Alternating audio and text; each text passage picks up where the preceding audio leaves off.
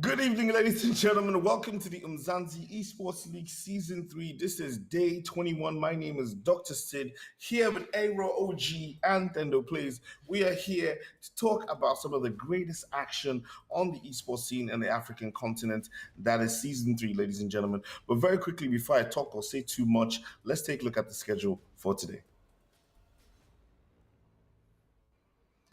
So as you can see, ladies and gentlemen, as usual, we have the FIFA 21 segment with the first game about 3 minutes between Deevak and Young Savage. And then we're going to take a break after that and we'll come back with some awesome action in the PUBG Mobile segment with 3 matches coming on 3 different maps, Erangel, Sandhawk, and Miramar, with action that is guaranteed to keep you on the edge of your seats. I hope you're following your favorite teams and knowing exactly what they're up to or where they need to be. Well, not to worry, we have you covered with all the statistics. If you're not following Northern Gaming on all our socials, you need to do so right now. But let's take a look at the prize pool for Season 3, which is what the players are fighting for. It is a whopping $17,500 with $15,000 going to the PUBG Mobile segment and $2,500 staying right here in the FIFA 21 segment. That being said, let's take a look at the players who are going head-to-head today. It is 2 men that you know very well,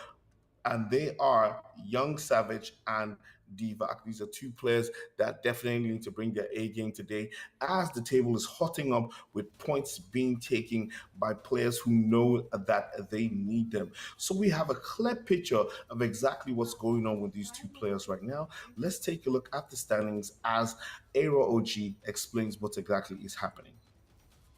So yeah, first and foremost, welcome everybody. We are looking at the standings as it stands right now, and you got Beast Bianchi who's taking that first place position because Masum, however, could not get a win in the game yesterday. We did see against the Deevak, it was a draw. However, now Masum on 10 points tied with Deevak. Deevak is in a good opportunity. Whether he gets a draw or a win this time around, he will be moving up that leaderboard. But it's Young Savage who's on 6 points, all the way down at the 6th place.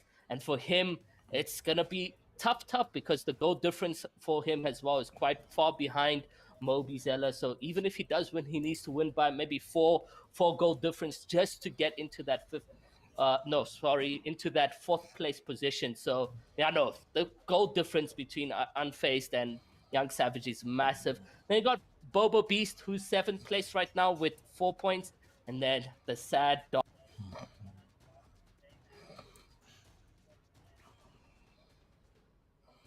That minus 31 goal difference makes a whole world of difference. It makes it so difficult for Darth Mayhem to come back into this game. But you know what? You never know what can happen. He might just be able to pull off a comeback. But even with a comeback, I don't see how he gets enough points to make it into the qualification spaces. And the good thing that you pointed out about Young Savage, even with a win today, he still doesn't make it into 4th position, and that's obviously because of the goal difference from between Unfazed. And Unfazed has been showing some very great skills.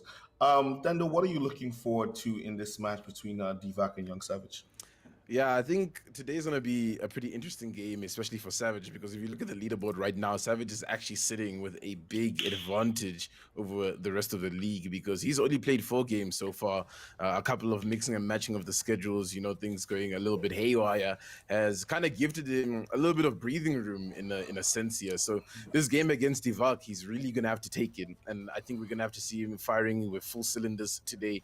And I think Deevak as well, coming from the momentum from yesterday, is going to be a tough opponent to beat. I think right now Deevak knows that he's in like the flip position, right? Where he's played 6 matches, he's working more than everybody else almost, and now he has to pull ahead.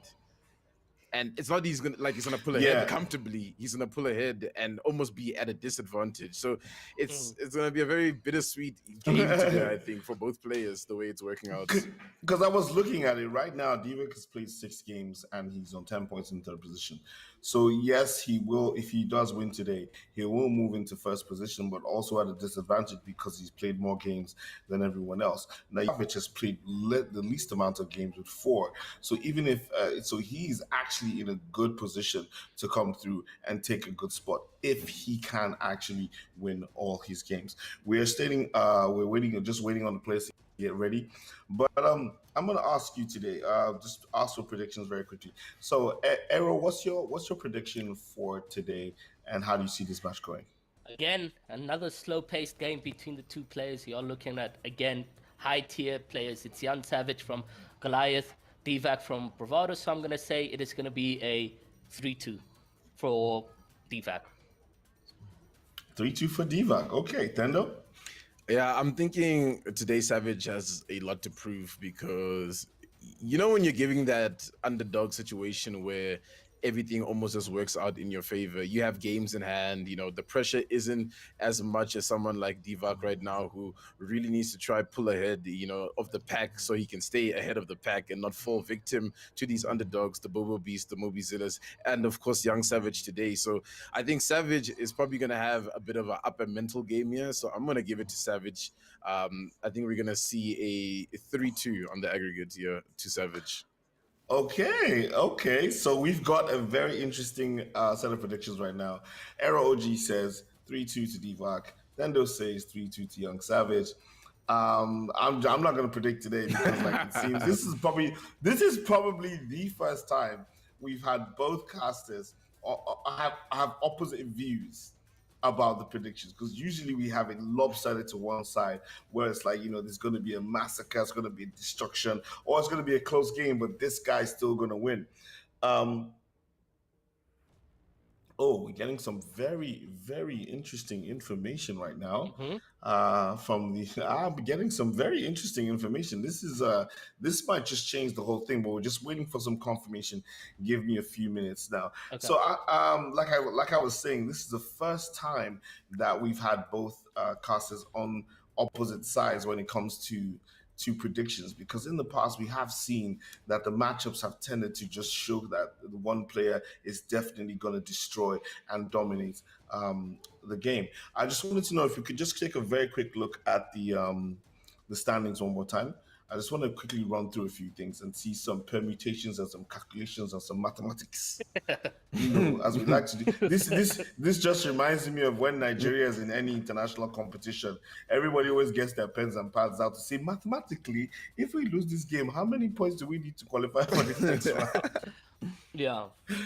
Shout out to Nigerians watching right now.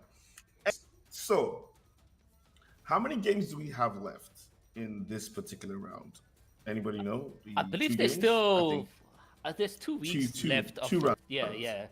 So I think two weeks left of this round. Yeah, I think so. That's, if I'm not mistaken, that's what we have left. It's ending on the 18th of July. So yeah. Okay, so that would be about So everybody has to play at least 2 more matches. Yeah. Yes.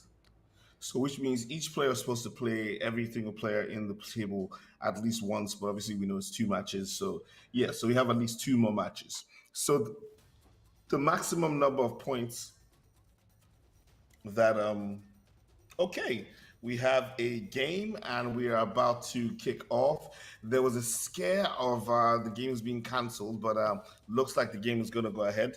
We had to check the pitch. It seems like there was a few things wrong with the pitch. The pitch right there. So, but the match officials have just confirmed that the pitch is fine. They just watered it a little bit, and now we're ready to go into our first game of the day, which is between Deevak and Young Savage. So, as I was saying, talking about can I just get the leaderboard again just before we get into the game? I was saying the Beast Bianchi has a maximum possibility of getting 6 points left in his 2 matches, which means he can end up on 16 points. Masoom, the same thing. So Masoom can get a maximum of 16. The Beast Bianchi can get a maximum of 18. Deevak can only get a maximum of 13 points after his game today. So today will be Deevak's last appearance in this particular round and his last opportunity to put points on the board. Unfazed can get a total of 15 points. So if Deevak doesn't win today, Unfazed has an opportunity of knocking him out of that third spot. Definitely. Young Savage, with 3 matches left to go, has a total of 9 points, which puts him in 15 at the maximum total possibility of 15 points. So these numbers are crazy. We'll talk about this later. It's looking like some players literally, Young Savage cannot afford to lose this game. All right, ladies and gentlemen, we are going to be ready for a kickoff in a minute. If the players are ready, we'll be jumping right into the match between Deevak and Young Savage. So talking about those numbers, it's just for me, it's like when you look at the guys between Deevak all the way down to Young Savage, I believe, they really can't afford to lose any more games. All right, the game is on, and I will leave everyone in the very, very capable hands of Dendo and ROG as they talk you through the game. See you after this. Well, here we are. It took a bit of a while to get to this point where we get to witness this match, and pretty excited to see how things are going to be going. And we're starting off firing with all full cylinders here on the side of Deevak, but there's actually going to be a stoppage in the play here for a free kick. Griezmann on the ball here, and it seems like some early aggression coming in here from Deevak. We like to see it. He needs this game, you know, after looking at that table, after we got the expert mathematics from Dr. Sid there. Yeah. I mean, look, Deevak right now is in an aggressive position to take a shot at goal, but he's still playing it kind of slow, passing it back to midfield. And we are in for a treat today. It's Deevak and Young Savage. You know, these two competitors right here will put on a show for us. And I'm looking forward to see what the plays are going to be like. Throughout my, the card casting of the Umzansi right now, I haven't seen Young Savage in action at all. So it's going to be an interesting to see how his playstyle goes up against Deevak, who we saw yesterday is very much defensive as well as offensive. I mean, he's very good in both aspects, and he knows how to control the ball when he needs to, and now gets closer inwards, but it's going to be a good defense from Davies. I mean, you're more favoring Young Savage today. I understand why. The mental game really in his favor. Yeah, I think you can never underestimate, mental game in esports, because that's pretty much all we got, right? We have to be thinking all the time, and as soon as you get that judgment clouded, it's going to be difficult. Yeah, Zani pulls away, and Savage opens it up. Oh my goodness, in the middle of that, talking about how you have to have a good mental going into this game. And I was actually about to comment on how slick Deevak was looking on the ball. I think in this situation, I think Savage is more the underdog than Deevak, because, performance-wise, I think Deevak has been holding up against a lot of stronger opponents. So I think you can see a little bit more fluidity, a little bit more confidence compared to how he was playing against Basum yesterday. But Savage, right place, right time, I guess, with money. That was a beautiful shot on goal, and now taking the lead, but Deevak trying to control the possession. Unfortunately, his pass is intercepted, and you can see Demiria all the way back at the defense line. So Young Savage is he's sending all his players to the back right now and waiting for those perfect counter attacks to come into play. You can see again another lineup of counter possibly taking place, and that Cruyff is very much dangerous in terms of pace. And now let's see what happens now with Demir. I know he has 5-star, so he can get all angles in, if I'm not mistaken, on the players over here.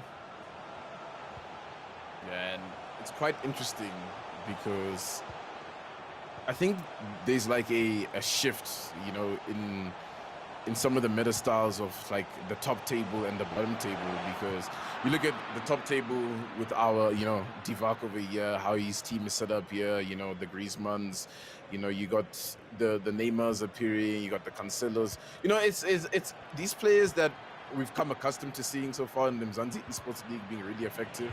And then you go to like that bottom half of the table, and it's just like this different kind of fluidity. I think you're looking at Savage's team here. He's got some players here like Di Maria and Nani, who we haven't really seen being utilized. And I think they're key players to the way he plays and his play style. So I think maybe that's going to be what's going to be difficult for Deevak to get accustomed to, because Deevak's used to the Ronaldos running at him, the link-up plays, you know, from De Bruyne, etc., etc. So it's going to be interesting to see how he adapts. Yeah, definitely.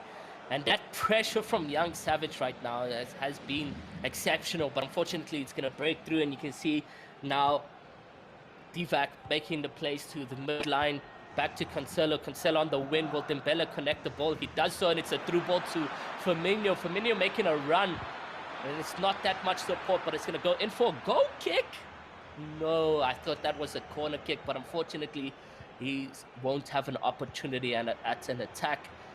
But yeah, like you mentioned, you know, the different aspect of players that we are witnessing makes it sort of different. The meta changes as well. You got to focus more on certain players rather than your R9 and your Ronaldo. So, but the wings there is, you know, five-star dribbling on the Miria. It's like you're almost guaranteed to get in. And you can see now Nani on the ball, but unfortunately he's going to be blocked by Wijnaldum. And yeah, GG's over there. And he's just controlling the ball. Vera now on it, but that looks like an offside shot. Yeah, it is an offside shot. And back onto the ball possession for Deevak. So far, both sides are testing the waters. And the success is obviously towards Savage's side. The half's actually coming to an end here. So it's actually going to be Deevak who's going to push this one forward. With Pele being super dangerous so far for Deevak in this Umzansi Esports League, linking up with Goretzka, usually end up in a goal, but not in this situation as he's gonna get defended. So now Mbappe on the wing here for Young, and Savage into Savage with that play. Unfortunately, gets intercepted, and it's back to Wijnaldum down the middle here. Pele maybe has something with the turn here, but the turn gets intercepted, and it's gonna be the half. Beautiful half coming in from Young Savage. But that was quick, eh? Like that went by quick. I didn't expect that whistle. I was like enjoying you, listening to you, and all of a sudden, boom, we're in halftime. But yeah, 1-0. It isn't a strong lead going into the second half of the first leg over here. We can still expect a Deevak comeback coming into play. But as it stands right now, you know, the offensive plays from Savage has been on the front fold. He's been aggressive. He's been in the most of the half of Deevak for that first half. And we can see what can come into play now, whether or not he will be able to continue on the front and attacking plays. But there hasn't been any substitutes made for the player Young Savage over there. He's still got his same plays on the pitch, maybe saving for that last minute substitute, and you can see some crazy plays. And see the defense line for Deevak's looking a bit open than it was yesterday. Maybe it's a lack of focus or something, but a good shot and going in for a corner kick. It's going to take a cross in, but it's not going to connect to any player. But now Cruyff on that ball. The young man trying to make his way through into the box, but unfortunately the defense line is very solid from Deevak, and now he's making a straight solo run from Dembele, passing back to Wijnaldum. And you can see there's a lot more players at the back here for Young Savage. Somehow he always sends his players backwards, and he's got some good plays, but it doesn't look like it's going to be good for him, because almost had an opportunity to get in and he lost the ball for Deevak. Both sides here really trying to penetrate the defense, but both defense seem to be really good so far. So it's a little bit tough, but plays are being made here from Savage. And I think so far, Savage has had the more explosive plays. And we have lost connection, which is a little bit unfortunate. Hopefully we can reconnect. It did look like Young Savage in that position was just disconnected. So we'll see exactly what happens over there. But off the first half, it did look like Young Savage was very much a positive to come through with a dub. But, you know, this is FIFA, man. We can expect those counter plays, those through balls, those nasty chips as well to make a counter. So anything was possible for that second half, and we'll have to wait and hear from the people on what's going to be happening over there. Yeah, we will have to wait and hear. And I think that mental game that we were talking about is coming into play here. You know what I mean? Like, I think Deevak is really feeling the pressure And I think Savage is capitalizing off that pressure. So what's good is sometimes when you're feeling pressure, you apply a lot of pressure. And I think Deevak is just trying to apply a lot of pressure onto Savage right now to a little bit of ill effects in a way, you know. So I think Savage has been absorbing that pressure and just trying to use it to turn over the ball and create some plays. So yeah, I mean, hey, Deevak just needs to kind of switch on in this moment right now and just realize that, whoa, this is kind of like my last opportunity to make something happen. You know, it could be that, like you say, mental game. If he still wins this game and he's now, you know, this is his last game for the season, he still could be pushed downwards either way. So what if it's just like, what's the point? You know, he's coming into this game with that mentality. Could be, and whether Unfazed wins his games, he's going to be kicked out of the top 3 position. So either way, it does kind of count that you win a game, you got more points, you finished the best you can on the leaderboard, but the mental game is just not the same. He's not giving the same feedback as we did with Masu over there. And now we are back with the game, and we're going to start where it was disconnected with the 56-minute time on there. And you can see we're back on Deevak with a 1-0 loss. But yeah, I don't know. I'm not seeing Deevak from yesterday. Yeah, I'm not seeing Deevak from yesterday as well. I think before we say that, usually someone scores when we're starting to criticize them. So I'm gonna wait here and see what happens. But no, it looks like Deevak's not able to capitalize on that opportunity, but he's still on the ball, so he's still making attacks. So now Firmino's on it. Maybe he can find something. Finds a pass in the box to Pele to Griezmann. Oh my goodness, what a link-up play. And it's the disconnect that gives him a little bit of time to breathe, it looks like. He's able to turn on. That was spectacular Barca prime moments over there. Those passing was exceptional, the linking amazing, and just like that, he opened up a beautiful pass to Griezmann, and he dances to victory over there with a one-on-one. It is tie right now. Very close game that we are spectating here, and Young Savage might be hitting his head for that one, and there's nothing we can honestly do about that, but a good game that we are witnessing. And could we see an immediate response from Young Savage is the question, as he plays the ball to Di Maria right there, and he's able to just play a passing game, keeping that ball possession. And the ball possession means you get a lot more players up front who are ready to get the ball and attack right there. Oh, and tries to do a back heel pass, but it doesn't connect. Still on the ball possession right now. Nani trying to make a dribble into the box, but unfortunately it is going to be blocked by Deevak, and Deevak now in a position to kick that ball out and clear it out for the game. But it's an offside pass. Woo. Yeah, there's a lot of pressure being built up in this game. That goal, especially coming straight after the disconnect, it's just got to play a lot on Savage's mental right now. So he needs to just reset, refocus, get back into this one. The plays so far, they've been good. Some good link-up play, some good build-up play coming from Savage, but not quite able to get into the box, to get into that last third, to capitalize. But there's a run here being made, and it's gonna get intercepted really well by Deevak. So Deevak's really finding his legs here, really being able to stretch the game out the way he wants to. There's a massive passing game from both opponents as it is tie right now. And we, just as I say that, it looks like it's a good through ball, but he doesn't play it from Goretzka. He stays it there, and he's going to lose the ball. Unfortunately for him, like, he should have made a pass, even if it was going to be a 50-50 situation. There could have possibly been an open goal shot for Deevak, but now back on the ball possession. He's waiting for that defense to open up, and it's now Griezmann, the man, the myth, the legend for Deevak right there. Unfortunately, unable to connect the cross. They got advantage being played out on a foul touch. And Cruyff now making his way to Mbappe. Mbappe on the ball. He can make a run on the wing. Will he do it? He does send Mbappe up front, but not going to link to him. Now Cruyff passing back to Nani. Now on Cruyff. Cruyff trying to make some plays, but unfortunately he's going to lose the ball. And Deevak making a run, a counter. It's a back in front. Well, playing ping ball right here, man. definitely a game of tennis. You know, it's back and forth at this point. Billy on a bit of a run. Griezmann in a dangerous position here to take a shot, but the keeper's there. But it's still in play. It goes back. It's almost like a pass, but no, it's intercepted. So let's calm things down here. There's a bit of a swap in playing.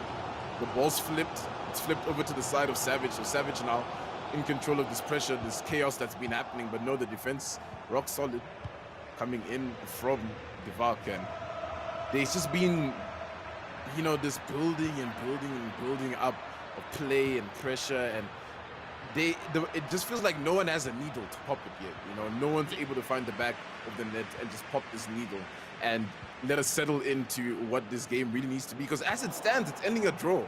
So the second leg is going to be even more heated based on how much, you know, these two teams are going at each other. Definitely. I mean, this is your possibly last chance at attack for Deevak, as it is a 1 minute extra time, but it doesn't look... He slipped through! And just like that, it's a block and the full time for the leg one match over there. Oh, that was a close slip through that came from Deevak, but unfortunately it's not going to get him anything. And we are seeing a 1-1 from Young Savage and Deevak. It is a slow-paced game. We are seeing a back and forth between the players right there. Nothing yet to pop the pressure or to get that goal on. And we might be seeing a weird weird second leg coming into play there. Yeah, I think the second leg is pretty crucial right now, because for Savage, it's actually a little bit more serious. Actually, Dr. Sid informed me on the side that if Savage doesn't win this game, he can't catch up to where Deevak is. And it's not like to say that Deevak is going to be finishing way high up, you know, in the league right now, because there's still a lot of movement that has to happen, but that has to wake you up a little bit, right? So since Deevak is only going to, you know, potentially end, 13 points, Savage is on 6 points, it's really, really tough for Savage. There's a lot of pressure on his shoulders right now, you know, to perform, to represent, you know, to get up there in that final playoff, you know, segment of this Umzansi Esports League. But it's proving to be tough, and this is why it is tough. And the worst part is, right, is we're not talking about relegation. Look how close he is to relegation. Imagine the scenes if he loses this game and he fumbles the next game as well. So now he's sitting there with Darth Mayhem in that relegation spot, like, yo, what's about to happen? So there's a lot happening here. Yeah, I mean, we are looking at the elite of the elite come together, whether it's Masoom, whether it's Beast Bianchi, or whatever the case may be. And that there is what makes Umzansi very much hard to play in and compete into. So, yeah, like Young Savage, he needs to prove why he is a Young Savage player and come to the party right now. The second leg needs to show his gameplay. He needs to, you know, stop playing around in the box. Go in for those 50% chance at a shot. And let's see what happens this time around. It is a 1-1 going into the second leg, and I'm expecting Young Savage to show to the party right now. But even though my predictions are for Deevak, I'm trying to root for the underdog right now, because, I mean, he needs this. He does need this game. Yeah, and a lot of people perform better under pressure, so I wonder if Savage has tailored himself to be one of those players. I think those always make the best athletes, you know, being able to perform when your back is against the wall, when everything seems lost. So Deevak not letting up on his attack here. He's had a lot of the ball so far in the beginning of this game. So he's really trying to test Savage and how he's ready to come in the second leg. So the play here, he's through, it's a shot. And it's the keeper, the lost defense on the line. Dembele brings it in with the corner. So now it's going to be Wijnaldum. Wijnaldum's able to find Griezmann. Griezmann, some fancy footwork, a pass as well back to Dembele, but it's offside. It's an offside play, caught in the trap over there for the player Deevak. But oh my God, a goal on shot. Finally, we are seeing some action. We are seeing some plays coming into and that's a through ball. That's a clean. Crave making a run. Will he get it? Unfortunately, the pressure gets to him, and he doesn't take a beautiful. No! There's just no ways that he's hit the poles from that angle, and the pressure is still on from Crave. Crave making his way in. He slides into the position, but it's the goalkeeper running at the feet, and that is what makes a goalkeeper fantastic. And if we are able to see a goal on the other side, we could just potentially thank that goalkeeper play. And it is going to be some slow passing back there. Let's calm things down, because holy, I was at the edge of my seat for young Savage. Oh, Griezmann's through though. But no, the pass a little bit too haywire for the attack to really capitalize off that. And that attacking play from Savage was a little bit nuts. You know, when it hit the post, you have to sympathize, because that's it.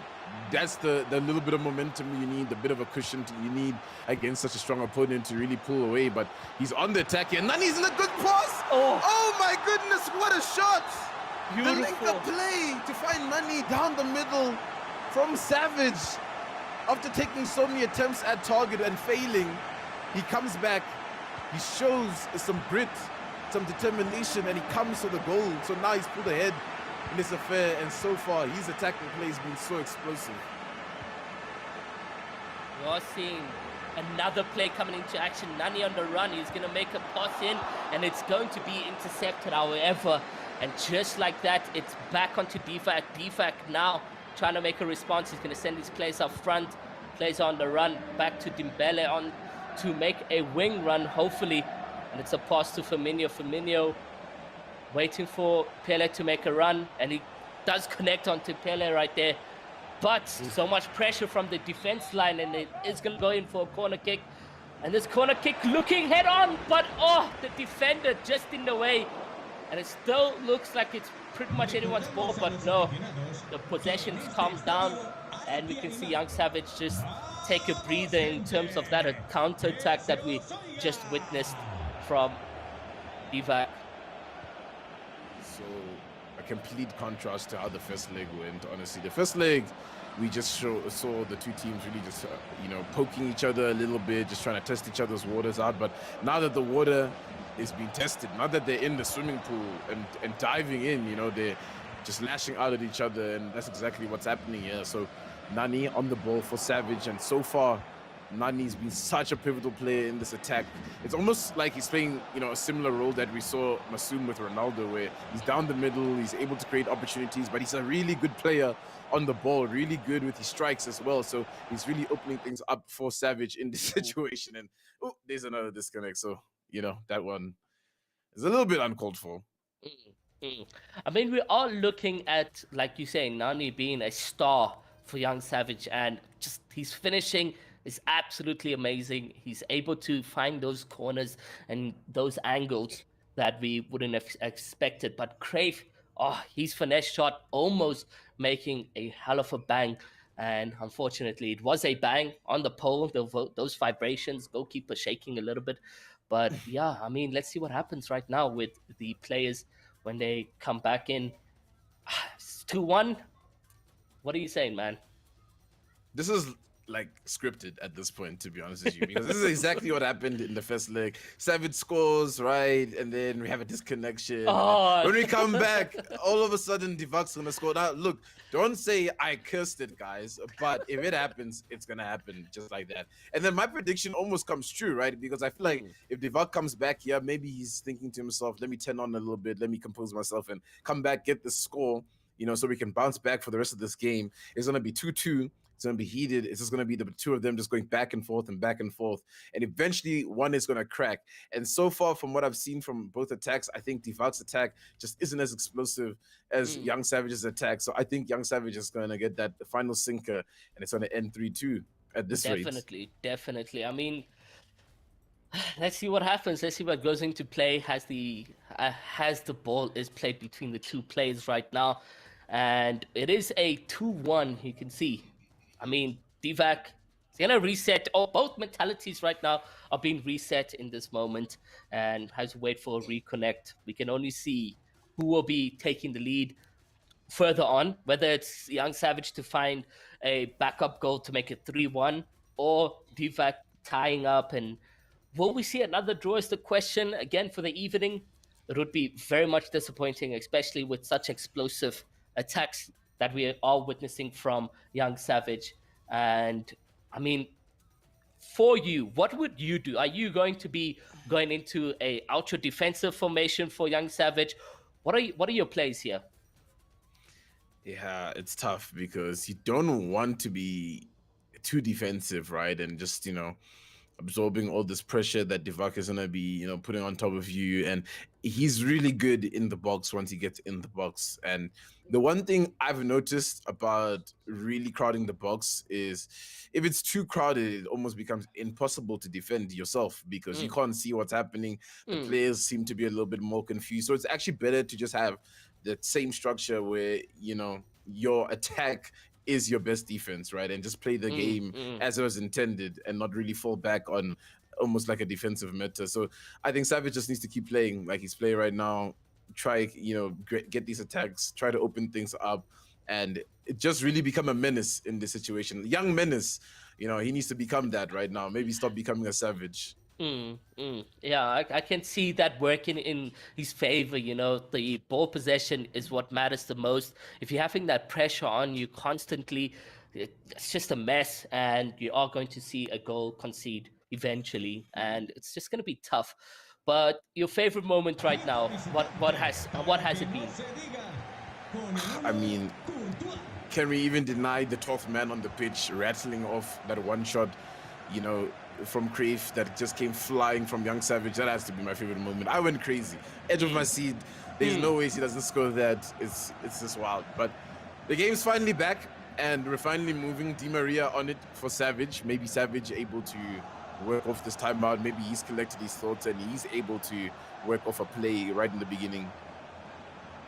I mean, we can see here it's pretty much opening up a little bit, and there's available spots passing back to the midfield, and now Crave on the ball, and he's gonna do a roll ball, but it's not going to do anything as Ramos is there to be the anchor in the defense line for Deevak, and Deevak is able to now sort of make a counter play. Will he be able to do so successfully is the question.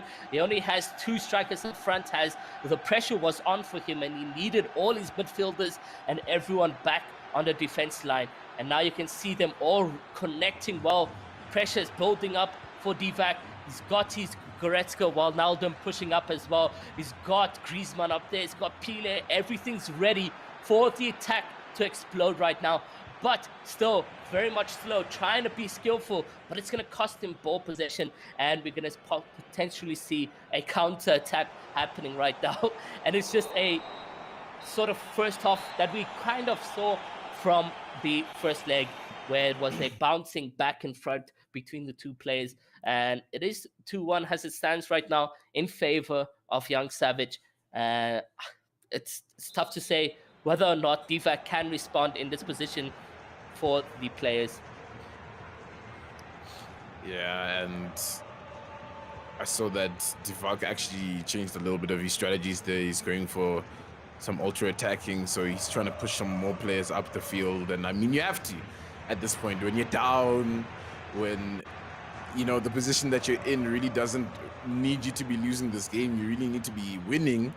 You have to push players up, and I think if Savage is able to just absorb this pressure well, get a good position and work off a counter, it's going to be pretty much just the tombstone in the coffin at this point. So Deevak, I'm a little bit worried that he's going to overcommit with some of these plays, but Goretzka on the ball, making it happen. Pele trying to dribble past his defender, but the defenders are swarming him. There's nowhere for him to run. Back to Wijnaldum. Wijnaldum to Pele. Pele's in a good position, and Pele scores! What a beautiful goal! Holy, the links, the strategy that had to come into play. That is a 50-50 chance that you get the goal. And those counter plays are very, very dangerous. But he manages to seal the tie off over here. And Tendo, it's either you or me winning this prediction, man. It's either you or me winning. It's funny that it's actually working out the way, we predicted it to work out. So now it's just battle of the nerves, I think, at this point, because now you have to be nervous. The nerves have to be kicking you in the butt, so you need to just control them, work what you can work, and just play your game. And Deevak not letting up on that one. Deevak's working. He's waiting. He finds a great through ball onto the rim. Griezmann with the cross over here of death. But it's been taken away. Cleared perfectly by the defense of Young Savage. Belle's back on the ball. Belle's so dangerous so far in this position. And he's opening again, and this is the keeper. What a save to keep it tied in this match right now. And man, it is pressure after pressure from Deevak, and Deevak still on the ball, and he's sent his defenders back and play with the midfielders right now. Good decision from him. Pile on the ball, and we've seen some dangerous plays from him. It's a pass to Firmino. Firmino to Griezmann, and it goes in. Does it count? No, it doesn't. It is an offside shot. And unfortunately for him, he's not going to be taking the lead over there. Crazy plays that we've just witnessed, just to not go in his favor. Yeah, and it's tough right now, I think, you know, because you can't take anything away from both these players. It's kind of sad to see that Savage is so low down the table, because you can definitely see his class is to par. Whoa, he's doing a lot of crazy things here, and he actually gets it through. What? No ways. Nani on the ball. Absolutely like butter on bread, sliding through the pitch, through his defenders. That was spectacular from Nani over there. He's managed to work his way with a solo run and just dribble his way through. And we're going to witness a foul to make the plays sort of more pressured, because all the players are up front right now. And we can see that defense is open. Cancelo making a run, not Mbappe making a run. It's going to be a cross, and it's in. It's a goal, and it counts. It's 4-2. Beautiful. Young Savage taking this game by the horns and leading now to a magnificent lead. It's going to be tough for Deevak to respond right now, and we could see he's going to be making some changes, and finally we are seeing some substitutes getting into play. You know, you are going to need fresh players for these last minutes, and they're going to go by so quickly that Young Savage could potentially be walking away with a dub and some 3 points to his name. I think Deevak is panicking. He's doing a lot. You know, I think he needs to just calm down, because what he was doing was working, you know. So now it's going to be interesting, right? Like, is all these changes, all these substitutions really going to work for him? Is it actually going to be the comeback story? We have 19 minutes on the clock. He needs to find 2 goals in 19 minutes just to level things up. But he's fighting. Wijnaldum's on it, making this run down the box. He's not able to find anything just yet. Goretzka's on it now. It's Firmino desperate now on the side of Deevak. They need to find something, but the defense is a rock. It's solid so far for Young Savage, but not solid enough, as it hasn't taken it away. And Pele lines it up, and it's a shot in. What? Oh, this is a game. This is a game, my chair. It's 3-4 on the scoreline right now. What is happening? It's an absolute massacre on both sides. I am loving what we are witnessing from the players right now. You know, Deevak's just not giving up, even though it was a 2-point lead. It's now down back to the 1, but he doesn't have enough time on his hands over here. It is ticking quickly, and eventually it is going to be a full time on our hands with a victory from Young Savage. Trying to link up a pass, he manages to throw the ball in, and you can see it's going to be making a nice through ball. Will it be able to connect? Unfortunately, just a bit too much power on that pass from Deevak. And man, it's 10 minutes left of regular time for us here, guys, as we are witnessing Young Savage on the ball. He's controlling that ball possession, and he does manage to, unfortunately, get intercepted. And you can see players are now lining up for a counter-attack. Wijnaldum on the ball to Depe. Depe with a wide open run, but he wasted time trying to find a dribble when there was nobody to dribble at that point. But still on the ball possession, keeping that pressure on to Pile. Pile to who? What does he do? Passes back to Goretzka. Goretzka to Sanchez. Sanchez on the ball still. He makes a dribble, and it's going to be a beautiful save. Oh, not even all the way out to the fans, and it's a goal kick. It's time to turn on the game management for Savage to just hold this victory and what he's got. But he's actually still attacking here, and I'm loving the plays coming down from him. He's not giving up just yet. So Nani is on the ball, onto Andre. Andre is able to punch it to Sanchez. Sanchez working it back, actually really good to buy some time here. Pushing it forward to Mbappe. He needs to hold the ball for as long as he can here, Savage, because if Deevak gets an opportunity to attack, it's going to surely be curtains, and it's going to end as a draw. But no, he's still on it. He's still able to play with it. Di Maria on it now. They're just holding it. He doesn't really mind. But Nani's making a good play, a good run there, but no, not yet. 1 minute of added time. Can he hold on to this ball for the win? Here's the game management. He kicks it out, and it's gonna be Savage. Oh my goodness, that one took us through a roller coaster of emotions, honestly. Definitely. And we were both wrong with the prediction. Scoreline at least. But Scoreline at least. You were correct to say that Young Savage was gonna come through and show a dub, but this is very detrimental to Deevak because it was his last fixture of the season over here, and we are looking at him being on 10 points as it stands. So even Young Savage can make his way all the way to kick Deevak off of his position. And if you, I don't know, man. There's the final scoreline, 4-3. So there was something that I was saying, and I was trying to get a message across to Danny. I don't know if he saw it. Basically, this was a do or die match for Deevak and Young Savage at the same time.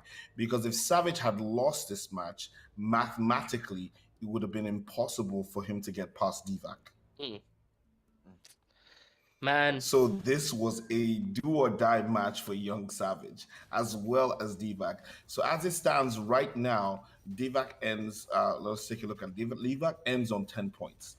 Now, he is safe for the moment, but then Young Savage has 2 games in hand. Young Savage and Unfazed at the moment have 2 games in hand, and they can both get a maximum of 15 points, which will knock down Deevak automatically. So right now, Unfazed and Young Savage have an opportunity to push Deevak out of the qualification position.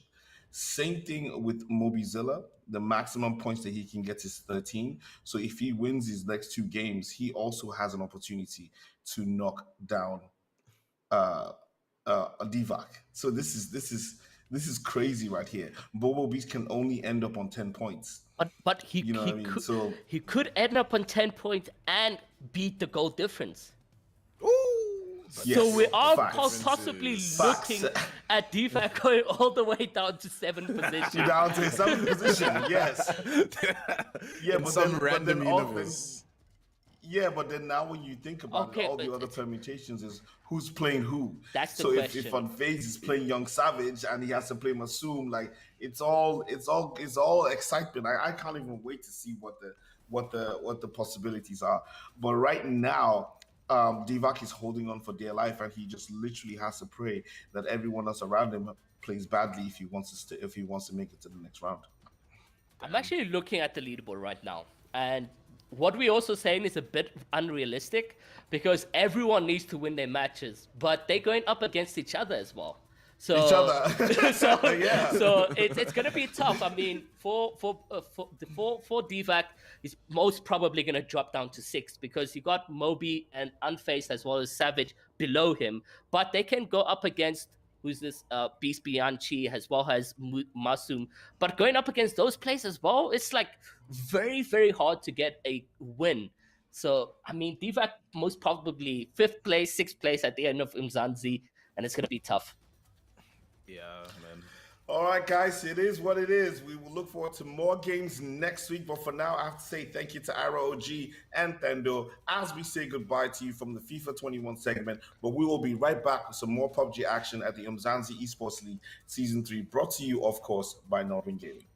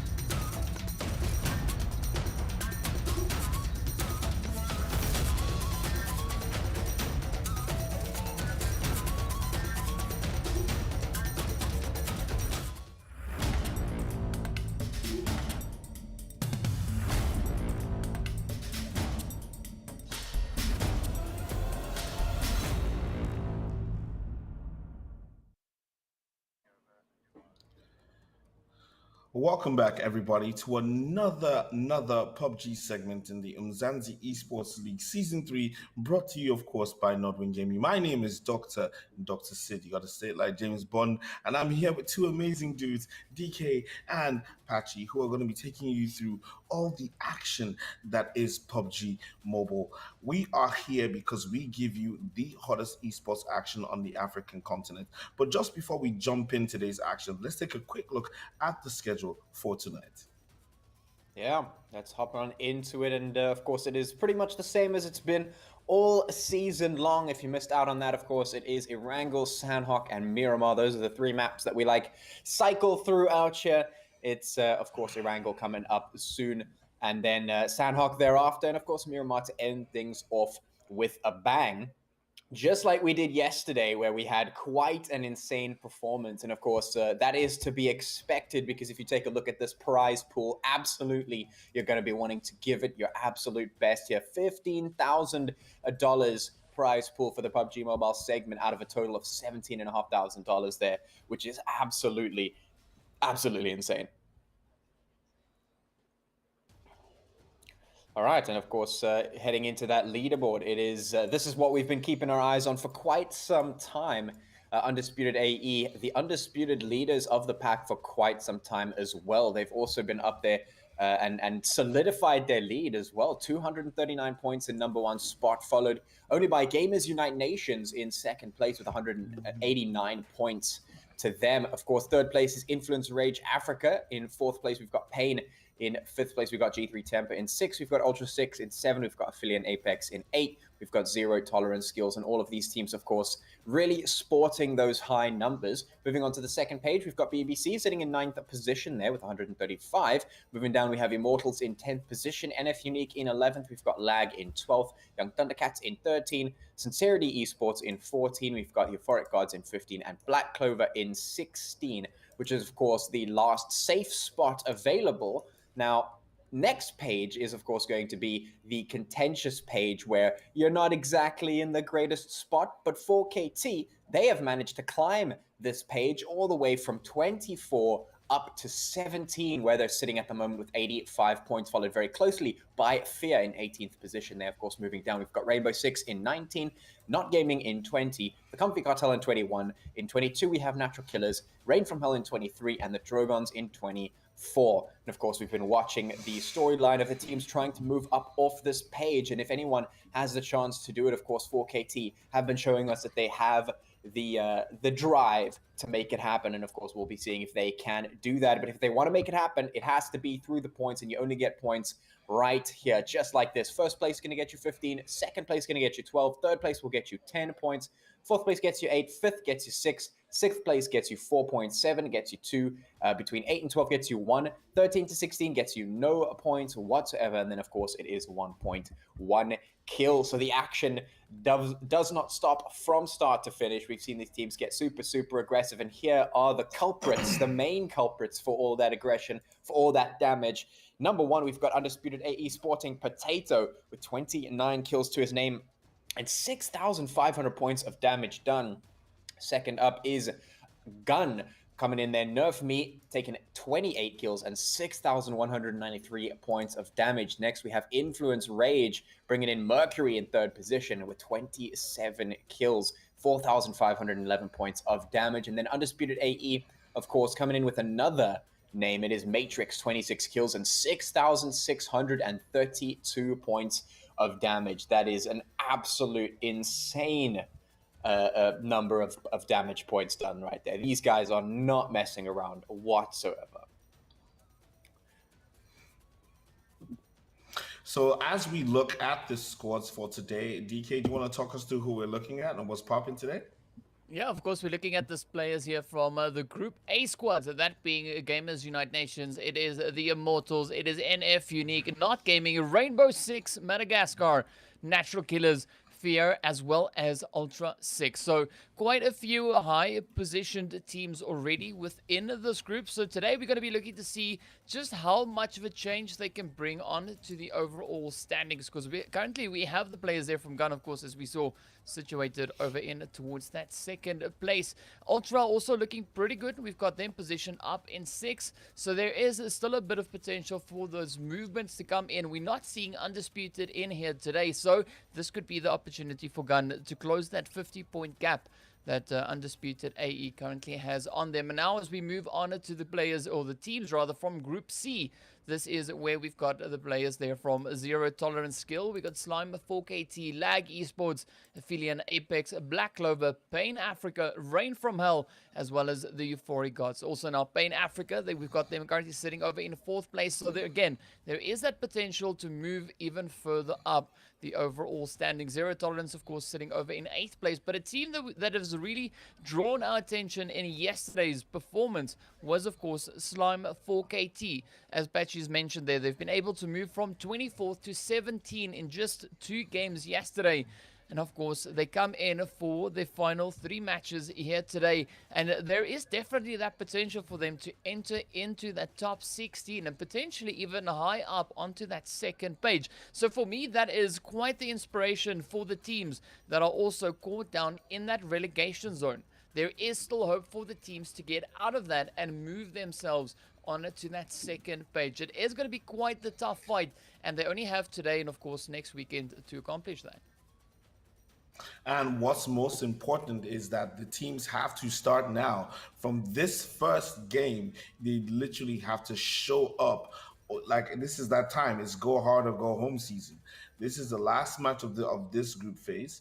If the teams don't do it now, I don't think they're going to get another opportunity to do it, because this table is ripe for the picking. That position from 16 to 18, at least just making it out of that bottom 8 is doable.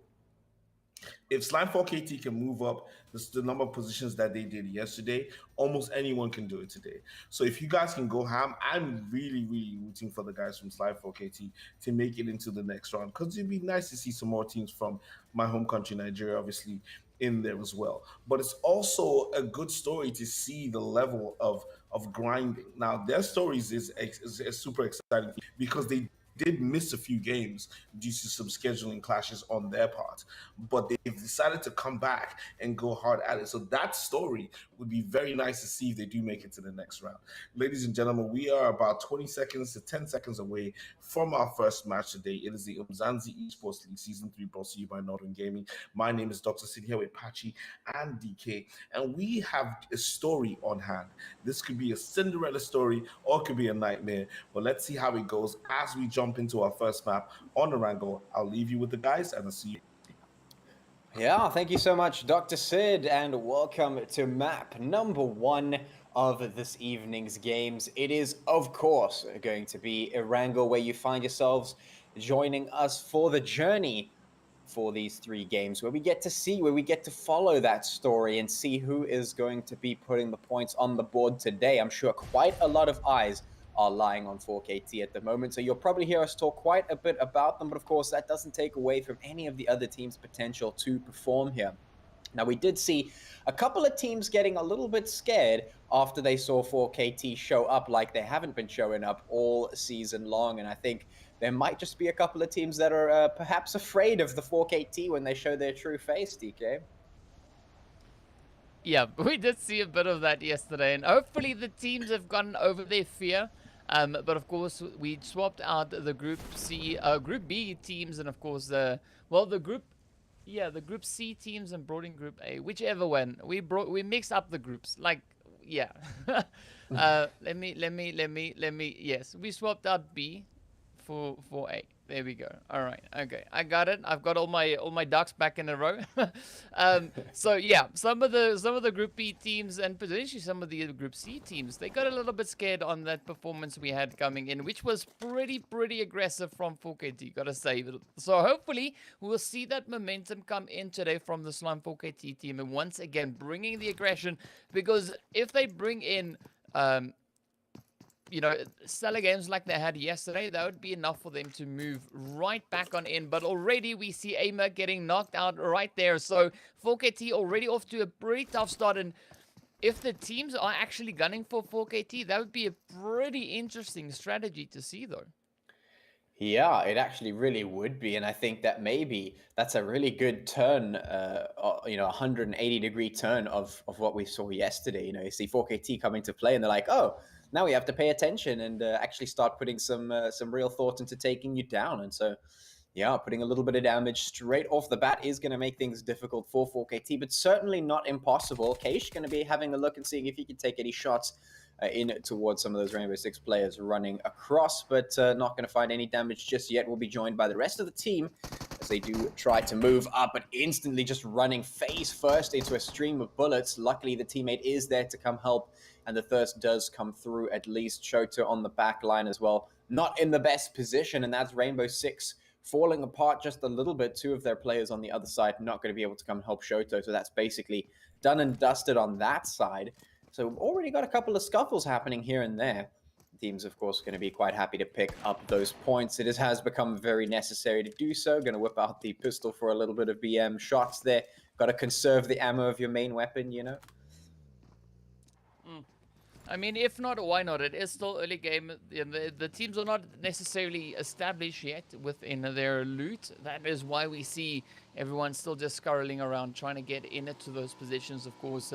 Acquire the necessary loot before pushing into those later phases. They do have about 50 seconds or so remaining on the clock, so there is still a bit of time left in this first phase.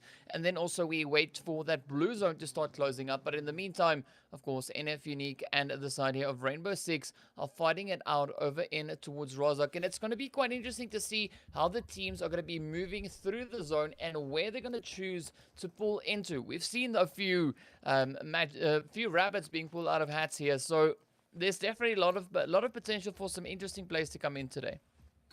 Yeah, there certainly is, and hopefully we'll be seeing a few of those interesting plays coming through very soon, because that's what we like. We like to see some of the crazy stuff happening. Right at the moment, we've got a couple of skirmishes. It's Stone from Rainbow Six and Madagascar putting some shots in here towards NFxUnique, but NFxUnique, too quick phase, gonna make sure he puts the shots in there, and I think they've got them pretty much outnumbered and outgunned at this point. Prime, the last member remaining, he's just prone in the top of a house, and not the greatest position to be in. He's definitely going to get sniffed out, and even if he doesn't, he's going to be all by himself. Seriously doubt that NFxUnique is going to pass up this opportunity to take him out, though, so they will be looking for him at least. But yeah, it's good to see that we've had a little bit of aggression here and there already straight off the bat. You can see these teams are hungry for the points. They're ready to get some of those points right underneath their belt and just boost themselves up out of that position. We'll keep an eye out and see what happens across the map. The zone did go quite a lot further south than we usually see. Get a nice southern zone here. We did see a couple of teams dropping in towards that military island and earning themselves a couple of those patchy points nice and early. So good for them.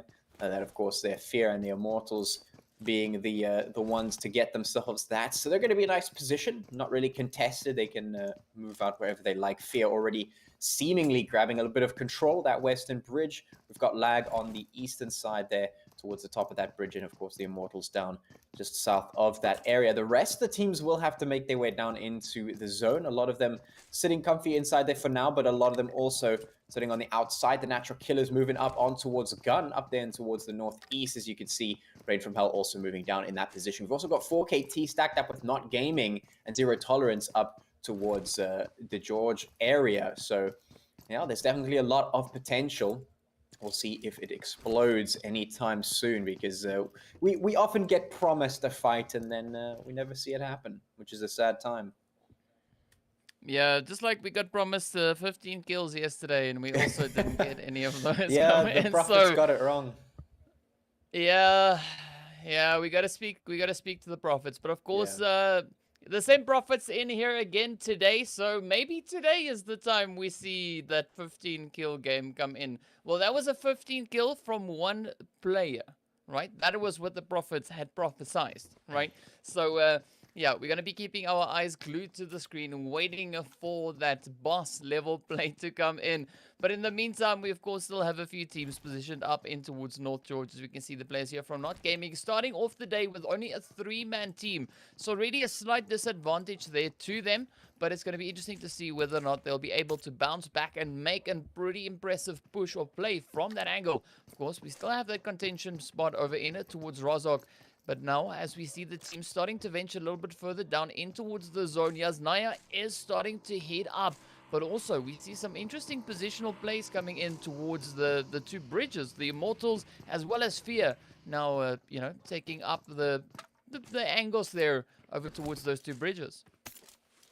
Yeah, always useful to get yourself into a good position early, and certainly those bridges can be quite a point of contention, quite a spot where you can get quite a bit of heat, so always good to take control of that relatively early on. Terry just going to be running up at prime, not even going to bother standing, just going to instantly spray him down and also go for the thirst. He's just not even bothering with it. He's going to go for the thirst, going to dash on down the stairs. Now he has to deal with 2 more NFxUnique members. He's just going to come straight out the house. He knows he's in a bit of a trouble spot.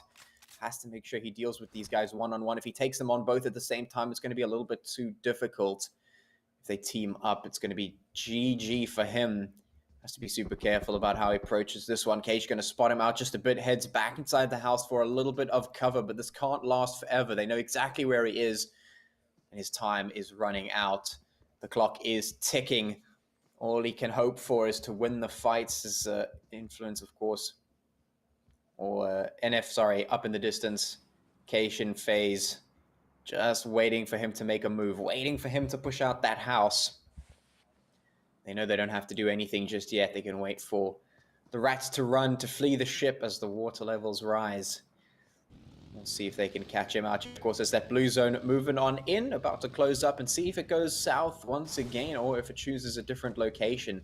And it does, in fact, go south. So that's really nice to see. It's been a while. Yeah, I mean, we've been waiting quite a bit of a time for the zone to shift so aggressively down in towards the south. So at this current moment, Fear and the Immortalz are looking pretty golden in their positions. But of course, we're still waiting for the teams hovering out in that blue zone to make the push all the way back up in towards the safe area. Ultra 6 and of course the Euphoric gods positioned right there on the northern section, but Ultra 6 now also taking a bit of an engagement with the side there of Gun.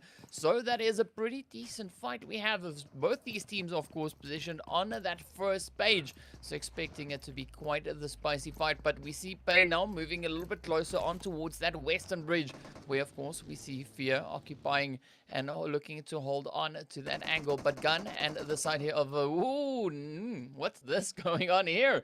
Ultra 6 finding their head straight into the side there of Gun, battling it out on a Potato Hill. Of course, Nerf Me already getting knocked out. Now we see Plaza just trying to rotate off a slight tad bit, and of course Bounds looking to provide that cover angle, as we see Short Boy Slim also not too far away either. Whoa, Primer blows himself up in the kill feed. But now we wait to see what the side of Ultra 6 is going to be doing. Are we going to be seeing that aggressive push? Because at the current moment, Gun is fairly split up. Yeah, it's certainly a difficult position to be in, especially when you're being assaulted from all angles here and you don't have the support of the rest of your team. Shortboy Slim has to deal with quite a few angles here, has to make sure he doesn't get taken down. In the meantime, Pain Africa looking to capitalize on their camp here just outside the bridge, trying to put some trust in towards Fear, who are just up ahead of them. Hanad, of course, up here with Kingerman moving in to try and isolate a couple of fights here. King up in the distance as well, moving forward. Going to take up residence in this building here and see if they can put up a bit of a fight. And there comes Hanad moving up just straight out of the building, looking for King. Very low on HP. He's got about half of it taken away from him at the moment. He has to be really careful about this. His team on the other side only in a position to support from the long range. If he goes down, it might be very difficult to stay alive here. Smoke's getting popped as the heals come through, and the rest of the team charging in. The cavalry has come for the assistance. Hanad trying to lay down the fire, put in the damage, but it's not enough to get the knock, which could be a problem. Me coming in looking for Kingerman, just staying on the outside, not getting too aggressive, just here with the rest of the team, playing smart, playing slow. picking the moment. There comes the shots, and there it is. Perfect. Hanad goes down. That's giving them the ghost signal. Kingerman now being hunted. He goes in and he gets the shots in and goes immediately for the thirst. That's even his odds just a little bit more. Now he can dash straight on inside. Swag's trying to lay the covering fire from the distance. Isn't able to assist the team in any other respect, but Kingerman still alive inside the building. Hanad, of course, at the top.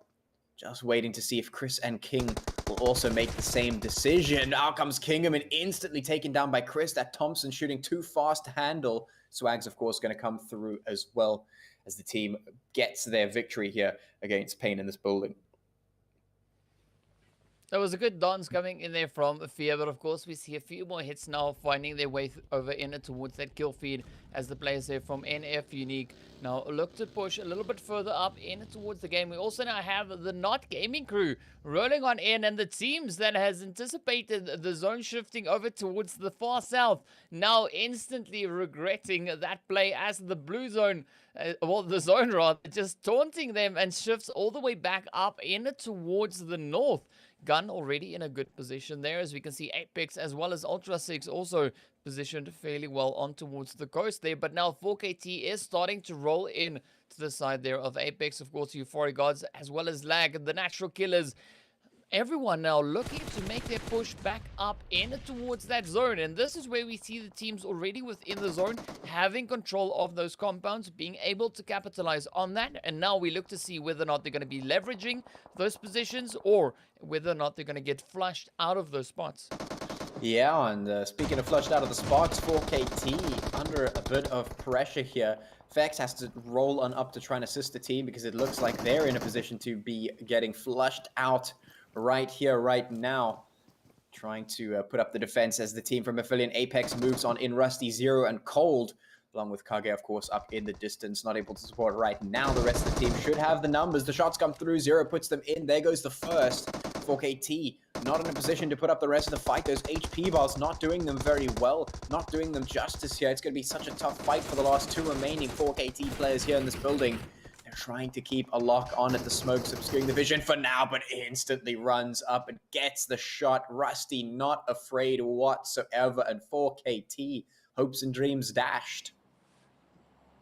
Yep, down they go. Pretty good play going in there from Apex, and of course they didn't even lose a single player in that exchange. So absolutely phenomenal job. But of course now we are left with 13 teams and 45 players left to fight it out, looking to see who's going to be the team to grab that chicken dinner. We know 4KT is not in contention for that anymore, not in the running for the chicken dinner in this particular match. Of course, they still have 2 more to go, so we're going to be looking to see what will come in the remaining games. But now in the meantime, we see the players here from Rain from Hell also just holding that position up in towards Potato Hill.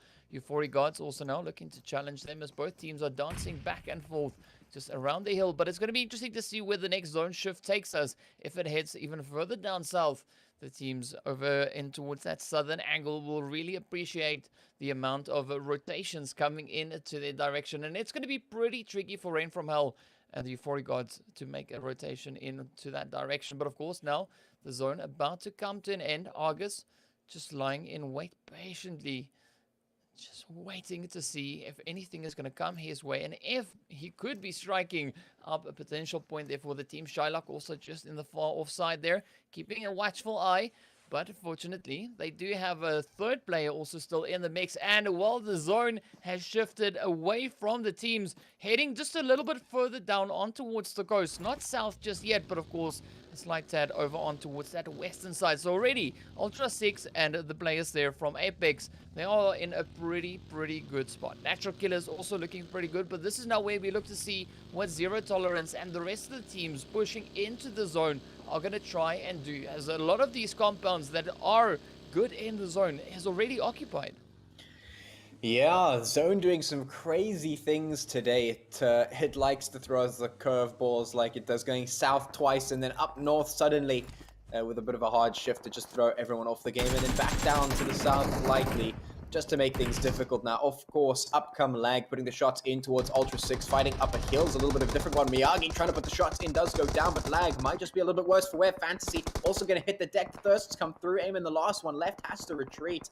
Can't force the fight anymore. Despite the low HPs and the knock, it wasn't enough. The cover was too much. In the meantime, of course, Zero putting the shots in towards Ultra 6. No Braino goes down. Black Clover going down to the play zone, and Euphoric Gods also taking a little bit of damage there. The kill feed, of course, going absolutely wild as the shots fly. But of course, that's what you would expect in such a difficult situation. Eamon will be retreating, going to return to Zero, the other player on the team there. The last two of them remaining for the lag team, I believe it is. Of course, NFxUnique right up here. Keish here to put on a little bit of fire up in towards lag, just up ahead of them. Eamon, of course, trying to take cover here in this broken little shack. Not very much cover, and it's just barely enough to stay alive for the time being. But with NFxUnique on one side, with Rain from Hell on the other side, and with Not Gaming rolling up in the distance, Jaeger coming in to the mix, things are going to be very, very tough, especially being separated from Zero like that, and not really going to be able to support one another very well. They're going to have to really play this one just stellarly, actually, is really all they're going to have to do if they want to stay alive. In the meantime, everyone basically in the same boat, just trying to stay alive here on the eastern portion of this zone. Cole trying to put some of those long-range shots across, but certainly a little bit tough to do that with the likes of the UMP. But, you know, props for trying at least. Certainly having a look and seeing what he can find. Zero putting some shots across as well in towards Rain from Hell. August very low on HP, very exposed behind that tree. Not much cover that it provides, and also shots coming through. Eamon going to find them immediately into Neon, the exposed player there. Sinister also going to go down there to the Immortalz in the kill feed. So the shots are absolutely being exchanged as the pressurized situations continue to build. We still have 12 teams and 32 players left on the board here as we move in from Zone 4 towards Zone 5. Man, quite a bit of fighting is still to come, as you can see those nades now. Or rather, no, not the nade. Well, it sounded like a nade, but Keish sending the shot straight up in it towards Zero. Their beautiful hit coming in with that M24, just finding its point. And of course, we can see the teams now just fairly spread out throughout the zone here. The Euphoric Gods taking a little bit of a beating up in towards the north. The Natural Killers just holding their compound, waiting to see where the next zone is going to be taking them. And of course, Lag receiving a little bit of reinforcement there, but the zone about to shift and it heads down in towards the southeast. This is going to be an absolutely challenging zone, but it is looking pretty good for the side there of Ultra 6. They do have a good position, and if they can leverage that, they'd really be able to bring in quite a few kills. But we also still see the side there of Apex as well as Gun looking to push in from the western front. We have the Natural Killers now also getting ready to push a slight tad bit forward. But here we go, quite a bit of an exposed region for these players to try and move up into. And there's hardly any compounds within the players. You can just hear the shots erupting in the background as Gun and the players there from Apex fight it out. But Gun sends them right back into the lobby. Wow, Apex running into the solid wall right in front of them. And now the Immortalz, of course, just huddling here on the coastline, looking to sneak in a few cheeky shots. As also now the players here from NFxUnique are getting ready to just try and advance their position. But here we go. The players are now just starting to bash on in. Roshi getting a beautiful knock, but gets taken out by Short Boy Slim. Ultra 6 now sitting on two players. It is Mullins and Lynx left to hold on to their position. But of course, they are getting contested for this spot. Yeah, a couple of nades tossed in by Mullins to try and buy himself some time. And it certainly has worked for the time being. But there's so many teams in the surrounding area that has to be really, really careful. All of these players have to be really, really careful about how they approach the situation. I mean, look how jam-packed it is down towards this section of the zone. So many teams squished up inside. They just have to be really careful about how they move. Swags going to be moving across with the rest of Fears. They make their rotate up into the zone and get themselves a bit of that safety. But how long is it going to last, considering they're so exposed and not much cover is going to leave them very much in the capable hands of the teams throwing bullets in their direction. One of them goes down. Swags trying to escape with his life and just manages to do so with the help of Chris. But all of these teams are under a similar amount of pressure as the shots come through. The Immortalz, Python there looking for Shylock, who's just swimming around in the water, trying to keep his life for as long as possible, get a couple of those placement points in, but certainly you want to eliminate those stragglers as quickly as possible. Don't want to let them steal any of your placement points. They are looking just to put those shots across in towards Shylock, who is miraculously surviving for quite some time. Shots going in across in towards Hunter, as you can see up in the distance there. Gun very quick to pull the trigger on anyone who exposes themselves, including Keish, who's very low on HP. The shots coming through, no knocks just yet, but Plaza's looking for them. Will be able to escape for the time being. Shylock finally going down, as you can see in the kill feed, as the zone does shift in towards the south, making it that much more tough for these 9 remaining teams to get themselves back into the action. Nerf, some shots across in towards NFxUnique. The AWAM doing lots of damage here, has to land the shots though. FaZe and Keish still alive. NFxUnique, Gun looking to try and lay down the law just a little bit. The Immortalz skirting the side of the cliff face here to stay alive, but of course they're going to have to get a move on very, very quickly. Mullen's looking for a little bit of capitalization, and he'll find it onto Python, who goes down and gets thirsted.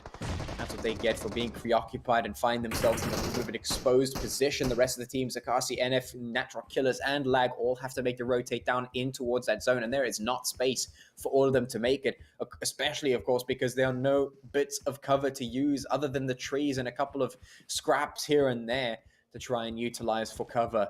It is going to be an absolute tough time for these teams, but they are certainly trying to make it work. The nades are getting tossed, the utility is getting tossed, the cars are being put into position, the rotations are coming through, everyone is scrambling to try and pull something out of the hat. Oh, Plaza, of course, now just searching for those hits, looking to put the hurt on towards the Natural Killers. But quite a few teams now being reduced down to only stragglers, of course. Now we can see Jeff quickly putting the shots there in onto the side of NFxUnique, just reducing their numbers by 1 player. But now there is quite a bit of a challenge remaining atop this plateau here, as we can see Gun now looking to push in from that western front up in towards that mini zone. But of course now looking onto the players in front of us here, we've got Immortalz, we've got Lag, we've got Ultra 6, we've got Black Clover. It is an absolute insane spread, but Gun still sitting on all 4 players in the match. Of course, now Nerf getting knocked out, and now this is where Pounds is looking to pound down on towards Keish to pick up those heads. And at the current moment, it is quite a bit of a challenge there for Keish. I mean, we do have that blue zone closing on N, and Gun is just trying to keep him either outside of that zone or trying to force his hand so they can pick up the shots. And of course, now you can see, the heads are just finding their way on in, and Mullins sneaks the shot right in, steals the kill away.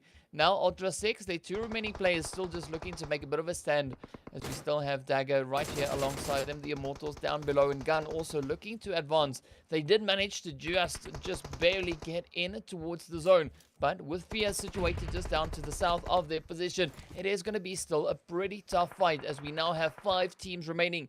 3 of the teams, of course, positioned over onto the cliff sides here, the other 2 right behind them. And it's going to be interesting to see where this next phase takes us. Is it going to go to the cliffs? Is it going to stay up on the plateau? Or will it go to the shoreline? It goes to the shoreline. Now, all the teams need to make a play for the zone. No one is situated in zone. Gun, of course, being the team nearest to that. But it is going to be an absolute bloodbath to get into this next phase. Oh yeah, it certainly is going to be not a single team up there just yet, but Gun in an okay position could potentially force every single one of these other teams to just run straight into their crosshairs. They make a dash for that zone. The safety that it promises might just be too tantalizing for these teams not to be able to resist it. I don't think they're going to be able to. Mullins still looking for the Immortalz, trying to capitalize on his position, but it's going to backfire in a huge way as he gets taken down in return. Instead, Lynx now in the position of having to either go for the kill on towards Dagger, I believe it was, who's sitting up close, or maybe go for a res onto the teammate. Not sure if that's going to be possible. Dagger does get taken down in the crossfire. Chris going to be the one to make that happen. Gun still looking up just ahead of them. Chris and Swags putting the pressure on, but Gun have the numbers. They've got the time, the positioning to make it happen.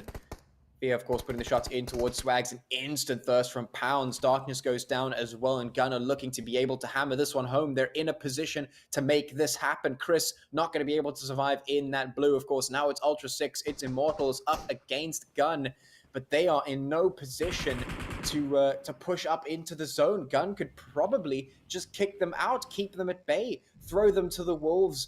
That is the blue zone that just eats away at their health here.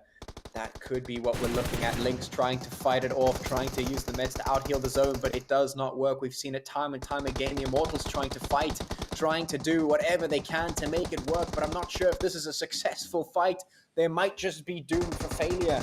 Gun have the HP, they've got the positioning, they've got absolutely everything working for them, and this should be it. The Immortalz get taken down, and now it's just a matter of time before they take that chicken as Lynx gets taken down. That was an absolutely insane match coming in there from Gun as well as Ultra 6. But I got to give it to the Immortalz as well. They just stepped it up, finishing off in 3rd place there on 10 kills. Ultra 6, of course, sneaking into 2nd place. Mullins just managing to stay alive till the bitter end. Of course, securing that 2nd place with 2 kills. And then, of course, we get to Gun. The team finishing off with the chicken dinner in hand, coming in with a 14-kill game. Absolutely phenomenal stuff. Of course, what a way to get the day started.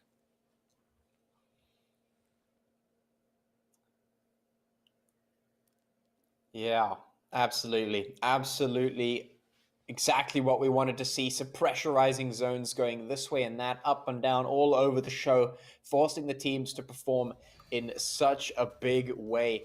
And of course, that is exactly what we want to see to kick things off. And it does promise quite a lot moving forward as well. Unfortunately for 4KT, they weren't able to get what they're looking for. And that means that they only have 2 games left to be able to do that.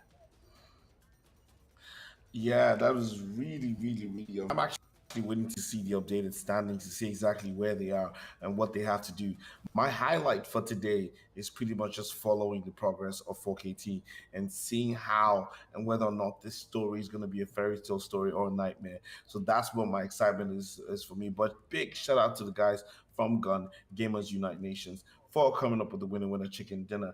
Let's take a look at what the standings look like as soon as they've been updated to see which team has moved up and which team has done what. This is quarter standings for the first match, Group A versus Group C. What's going on, guys? Well, it is, of course, Gamers Unite Nations taking a total of 29 points out of that match with a considerable amount of kills to back them up. Of course, Immortalz come in there in 2nd place with 20. We've got Ultra 6 in 3rd place with 14. We've got Fear in 4th with 13 points. And of course, NFxUnique in 5th with 12. Black Clover in 6th with 6. Aphelion Apex in 7 with 5. And Euphoric in 8 with 4. So some huge points getting gathered at the top of that leaderboard. Gun and Immortalz coming away with quite a considerable amount just between the 2 of them. Of course, moving into the 2nd page, it's going to be headed up by the Natural Killers, who are in 9th place. We've got Lag in 10, Rain from Hell in 11, Not Gaming in 12. We've got Zero Tolerance in 13, Pain Africa in 14, Rainbow Six Madagascar in 15, and Slime 4KT back down in 16th position, which is definitely not where they were hoping to be coming out of this first match here today. Yes, definitely not where they intend to be. But as we can see, Pounds coming through with our MVP of the 4 kills, 743 damage, and a survival time of 25 minutes and 41 seconds. Ladies and gentlemen, this has been match 1, game 1, day 21 of the Umzansi Esports League Season 3, of course, brought to you by Nordwing Gaming. We have just witnessed a very, very amazing match, and we are looking forward to more matches. We have 2 more matches left for the rest of the night, so you really don't want to go anywhere, because we will be right back after this very, very, very short break with more actions from Game 2 and 3 on Sandhawk and Miramar. I'm Dr. Sid here with DK and Patchy, and we'll see you right after the break.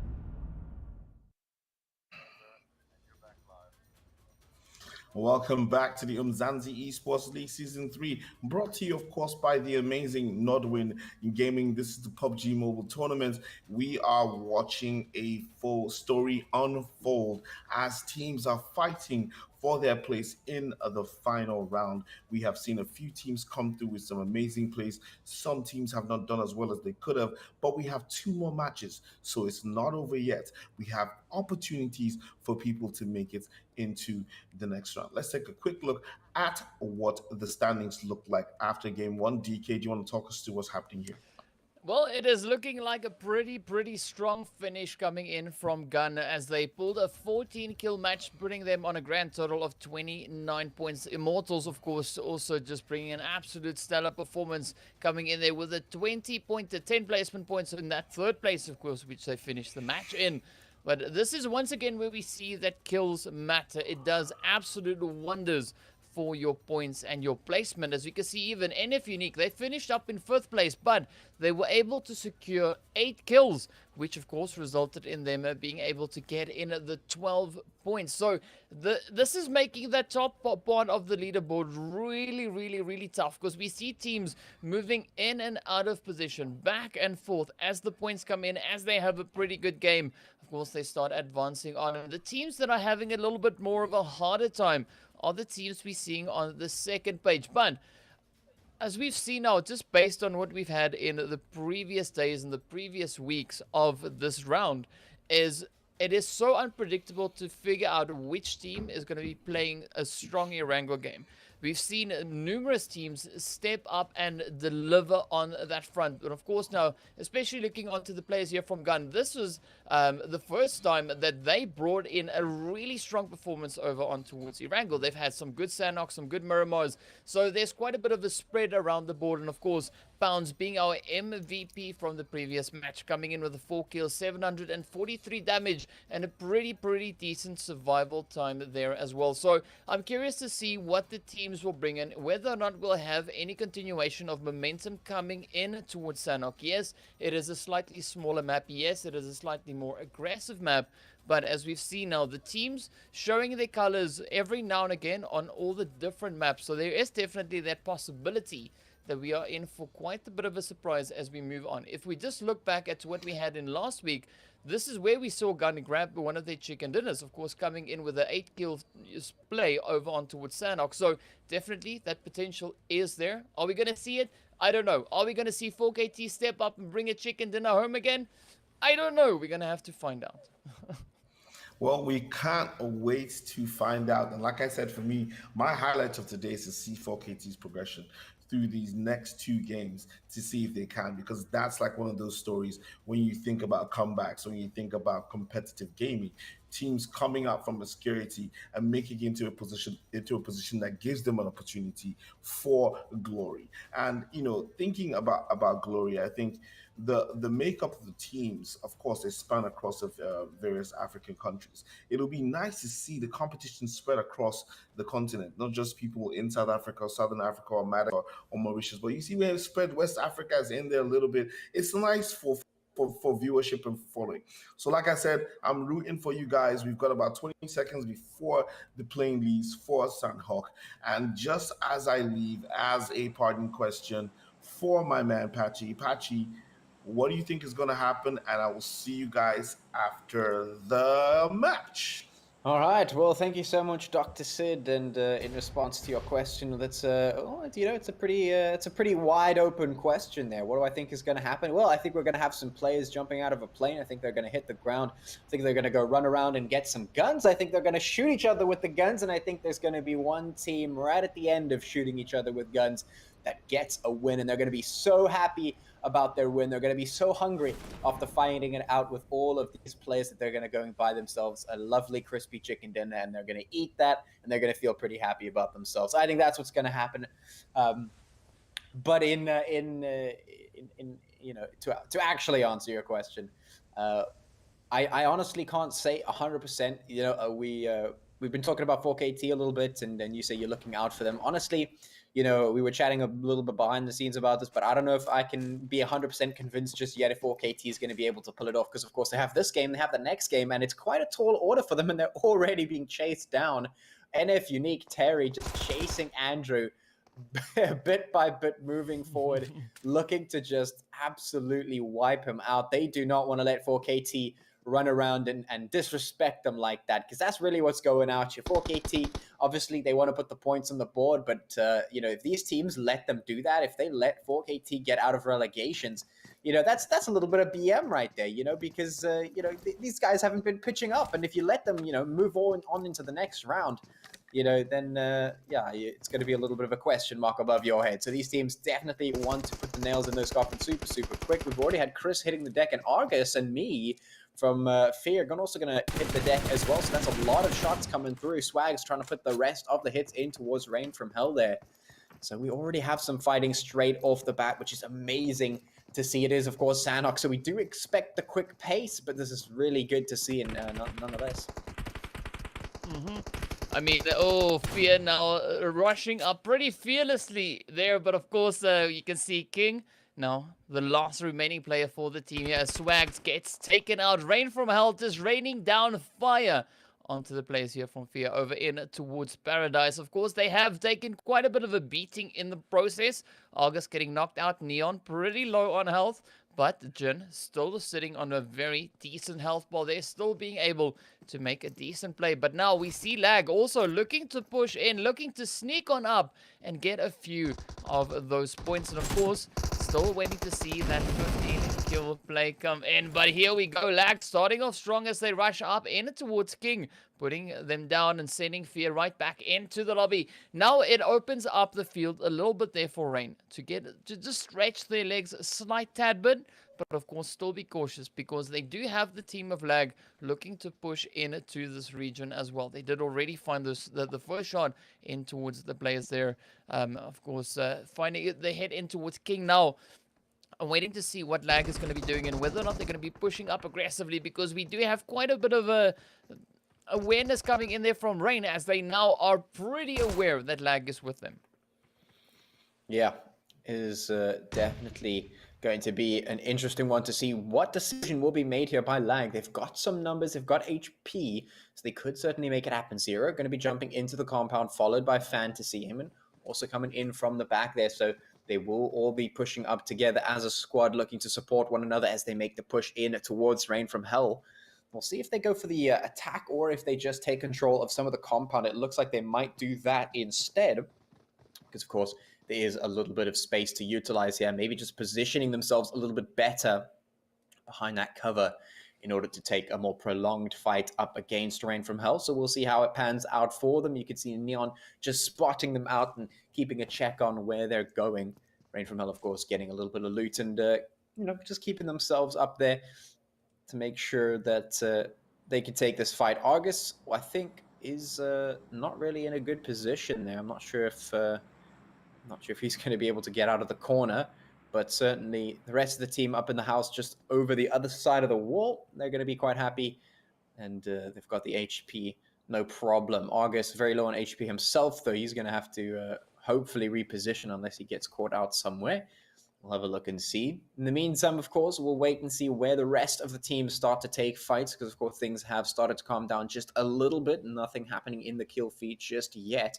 We've still got quite a few players left here on the board. So hopefully once that zone starts moving in, we'll start to see things close on up, start to see things speed up just a little bit. As you can see, the zone is slightly up in towards the north. So some of those teams down the south will have to move on up.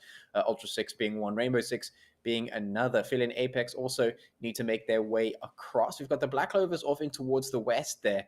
They also have to make their way across that line. Luckily, it's still a little bit of space, but I can definitely see quite a congregation forming on the western side and the southwestern side of that zone. So hopefully we'll start to see the fights happening there. You can see Gun moving up just in the middle of that map. There we also have Rain from Hell, the Natural Killers, and Lag in that general vicinity towards the middle. So definitely a lot of potential for the fights to happen. Of course, we have to wait and see if they will. We have to wait and see if the zone is going to be the causation for those fights, or if somebody else is going to decide to take matters into their own hands and start fights on their own. Well, it's going to be interesting to see what the teams will bring. But of course, looking up in towards bootcamp, it is looking pretty packed with players. We got 4KT now looking to make their play once again. They did have an absolutely phenomenal match yesterday. Well, in the other two maps, looking to see whether or not they can bring it back on Sanhok. Step up with the shots there. Of course, they do have a slight tad bit of company in the vicinity. No one really challenging them just yet. We do have the players there from NFxUnique, of course, holding up into the north. But we have the players from Euphoric Gods positioned over on towards the western front. So quite an interesting play here. But the Immortalz also now looking to push up a slight tad bit. But it is going to be interesting to see where exactly the teams are going to be going. And of course, where the next phase is going to be taking us. Currently, it is centered up very nicely over on towards bootcamp. But, well, anything can change, as we did see. It looks very similar to yesterday's zone we had right here. So curious to see, of course, what will happen. Yeah, always curious to see NFxUnique with a bit of control in the surrounding area. Split 2-2 between the two compounds surrounding bootcamp here, where Lag have themselves, or 4KT should I say, have themselves positioned up here. And of course, all eyes on them at the moment, looking to see if they can put those points necessary on the board. They've got quite a ways to go, and nothing short of a very strong top 3 finish is going to help them do that. So they've got quite a tall order to try and fulfill here, but at least they have given themselves a decent position with which to do that. So we will keep an eye on them as they progress through the match. A little bit of a disappointing start today with that previous map number 1, but maybe they can just bring something back here. Maybe they can rectify that just a little bit. Euphoric Gods right up here on the hill, overlooking the compound of bootcamp, where the Euphoric Gods are looking towards 4KT. Perhaps put a couple of shots in their direction, maybe do some damage. We'll see. Oh, Sunny looking to line up the shot on towards Fex, but immediately just shut down. 4KT absolutely prepared for it, ready to just send the return fire straight back in. Andrew taking a little bit of damage as Pablo also on the lookout to put those long-range shots in, which is always fun to see here on Sanhok, where you usually expect the more close matches to happen a little bit more frequently. It's nice to see those long ranges being utilized, especially at this early time of the game, where that is definitely a lot more possible. Things are certain to heat up as the match continues, though, because we know exactly how Sanhok gets, and it gets real spicy real quick. So enjoy the long ranges while you can, teams.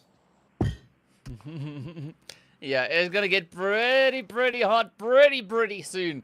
You can see, of course, the Immortalz now coming into the slight bit of a split. They did also have quite a bit of a split we saw on Erangel, but now let's see whether or not things are to work a slight bit better for them over on towards Sanhok. As you can see now, Darkness and Sky pushing in, but 4KT sneaks the kill in.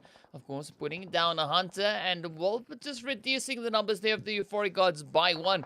But this is now where we look to see what the Immortalz are going to be doing. Yes, they do have a very interesting 2-2 split coming in. 2 players, of course, now on either side of the waterway there, but it also does put them in a slight disadvantage as they can't really reinforce their angles. You can see, of course, now the Euphoric guards positioned up on the hill, looking down on towards them, looking to pick up a few hits. But this is where things are going to get pretty interesting. 4KT also just making their way on through over in towards bootcamp as we wait to see where this next phase is going to be going. NFxUnique also just waiting on that eastern front. A lot of teams just playing the waiting game, waiting to see where the zone is going to be going. And of course, Gun already using some initiative there, moving into center zone. So they're already set up for the next one, and they almost find themselves smack dab center zone. Again, this is where things are going to get very interesting. I'm curious to see what the teams will bring, Batchy. Yeah, I certainly am myself, and it's not a surprise that we see this waiting game being played here on a map like Sanhok, where you really have to be careful of the zone. I think teams have definitely started to realize that you cannot meddle, you cannot play with the blue zone, especially on Sanhok, where you're likely to get caught out, where it's very easy to get tripped up and get caught in a place where you do not want to be. And I mean, teams know that they could play a really solid, a safe game and still get caught out in the blue and just go down because of that pressure. And you have to really play proactively against the zone, and the way to do that is to actually not overshoot your target all too much. Get yourself a good spot, wait to see where the zone goes, put yourself into the zone in a good spot again, wait to see where the zone goes. Make sure that your positioning is good. It has to be really solid on a map like this, because as soon as you find yourself out of position, as soon as there's two teams up ahead of you and you're in a compound and you cannot rotate out the back because the blue zone is now behind you, you find yourself in a really tough spot. And we've seen a lot of teams fall victim to that time and time again. So we are waiting to see what is going to happen this time around. We still have 15 teams and 56 players here on the board as we are in zone number 2, moving in towards the third phase. And just waiting for that to happen is, of course, part of what it is to watch the game. Just waiting for the teams to position themselves correctly and start taking the fights. You can see there's quite a concentration of teams over towards bootcamp, moving up in towards the north. Gun very nicely in the center of the zone at the moment, and certainly for them, they're going to be feeling pretty good about that, because a lot of teams seem to be turning their attention towards 4KT, who are very much here up just towards the side of bootcamp, moving their way through the compounds around that area. Immortalz here could potentially receive a couple of those shots. Darkness as well as Sky off on the top of these cliffs here have a pretty decent angle, but they have to be careful. The cover they have to work with is not as solid as the cover 4KT has in that compound down there. So they just have to be careful, make sure they don't get separated too much, because they are relatively far from one another at the moment. And if one goes down, it'll be hard to get over across that distance to get the res in if 4KT do manage to find a couple of shots in that direction. Moving on, zero tolerance skills, of course, up here in their own compound with a little bit of pressure in it towards NFxUnique. You can see a couple of shots are being exchanged here. 4KT looking for those players from the Immortalz there off in the distance. Some damage being done, but Aimer going to just pull back a little bit as he swaps out with his team. NFxUnique on the one side, the Immortalz still up here on this ridge. And it's just a couple of exchanges of shots, just a little bit of a waving of the flag saying, oh, we are here. Just don't do anything too crazy, because we're waiting for you to mess up, waiting for you to slip on that banana peel and expose yourself just a little bit. Now we'll see which team is going to be the one to slip. Yeah, a few dark skies, of course, now looming for some of the players here as they are looking to make a bit of a stand as we are heading to the end of our second phase, about to jump straight up into our third phase. Of course, we can see Python off in the distance getting rest on up, and Jeff also just holding that angle. It is definitely, I'm definitely waiting to see what the Immortalz are going to be doing. They did bring a pretty aggressive game of Oni Wrangle, and I'm looking to see whether or not they'll continue with that, as we do have 4KT also still alive, but we have 15 teams in total still remaining on this map. We've got 56 players all looking for that position, all wanting to get up into that chicken dinner. It is going to be quite a bit of a fight, and now, of course, our third phase has come in.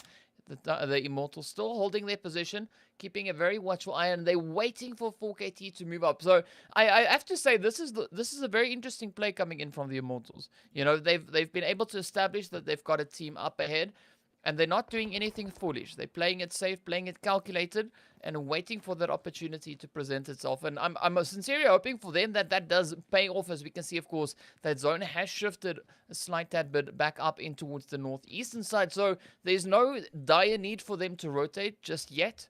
They can still play this angle, but they just need to start condensing the team potentially and just heading a slight bit over closer towards the edge of that zone.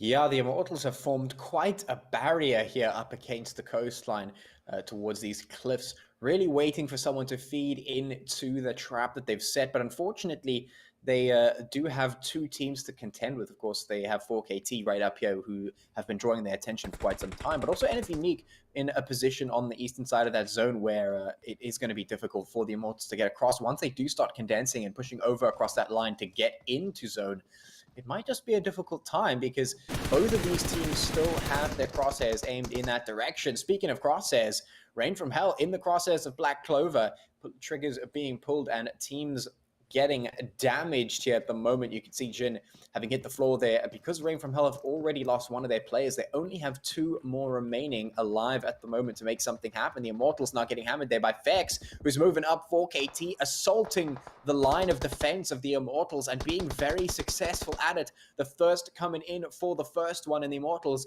just one by one getting picked off here. Not sure if they're in the best position. One goes down though. Euphoric is going to be the first one to go down. Fex soon to follow, very low on HP. Here's the Immortals charge back up to resume defense of this line that they have set up. This is the reason they set it up. This has been the whole point of the exercise. Are they going to be successful, though, is the question. Fex trying to challenge here. Will get some shots in towards Jeff, but Sky just going to throw himself off the cliff and swim to safety, hopefully, if no one chases him down. And we'll be able to get away from here for the time being. Does have to get across the line into the zone, but it shouldn't be too difficult if you keep swimming. And NFxUnique not going to be in a position to challenge that because, of course, they don't know that he is swimming in that direction. So at least he'll keep him and his team alive for the time being. The Immortals will live to swim another day, and maybe we'll see them in the zone once again, although it will be difficult to get out of that position.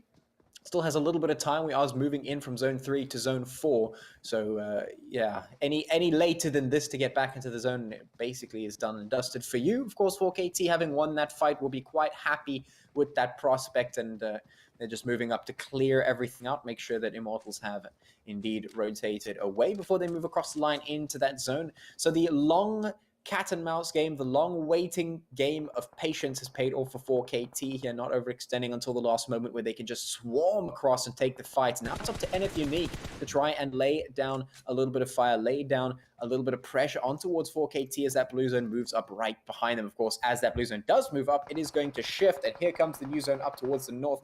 Gun still within the position and not being challenged by anyone just yet, although there are a couple of teams down in the south that might just meet up with them. So there's some good potential for the gatekeeps coming through as Rainbow Six make their rotate. Gun looking happy to potentially pick those ones up. Now 4KT having to contend with pushing even further through to try and get across the zone, and now having to deal with NFxUnique up ahead. So it's challenge after challenge for 4KT, and they just have to jump over hurdle after hurdle to try and make this miracle run for themselves happen. Yeah, well, here we go as they run right back up the hill, looking to get their butts in towards the zone. But we got FaZe, of course, right here on the side, just lurking behind the rocks, putting the shots up in towards Aimer. But here we go, 4KT now striking down, of course, putting a quick end to FaZe there. Of course, the natural killers, NFxUnique just holding their position off to that side. But now they still need to try and get back up into zone. Zero tolerance skills also just positioned up ahead. So it is going to be those hurdles as you were talking about. And of course now we see the players here from Black Clover. Wow, not having any hurdles as we see Hamadi here just lasering down on towards the players there from Not Gaming. And of course now Zeus looking to try and get back up to his teammates as we've got Yaga and Snora both getting knocked on down. Absolutely fantastic spray there by Hamadi, and this M4 just doing absolute wonders. Oh yeah, an M4 in the capable hands, just absolutely tearing through some teams, tearing through the HP bars and doing the damage as they should. At the moment, of course, lag right up here against Black Clover, who have moved up. We've got Not Gaming here just to the bottom of the screen there, huddled up next to this tree with some smokes popped right up against the side of the zone as the teams attempt once again to make it across that line. And it has really been a scramble time and time again to get there. Of course, 4KT, I believe that is now trying to move up in this direction. We'll see if they can make it happen. Pablo putting some shots into No Brainer. He goes down. Keish continuing to keep 4KT under pressure.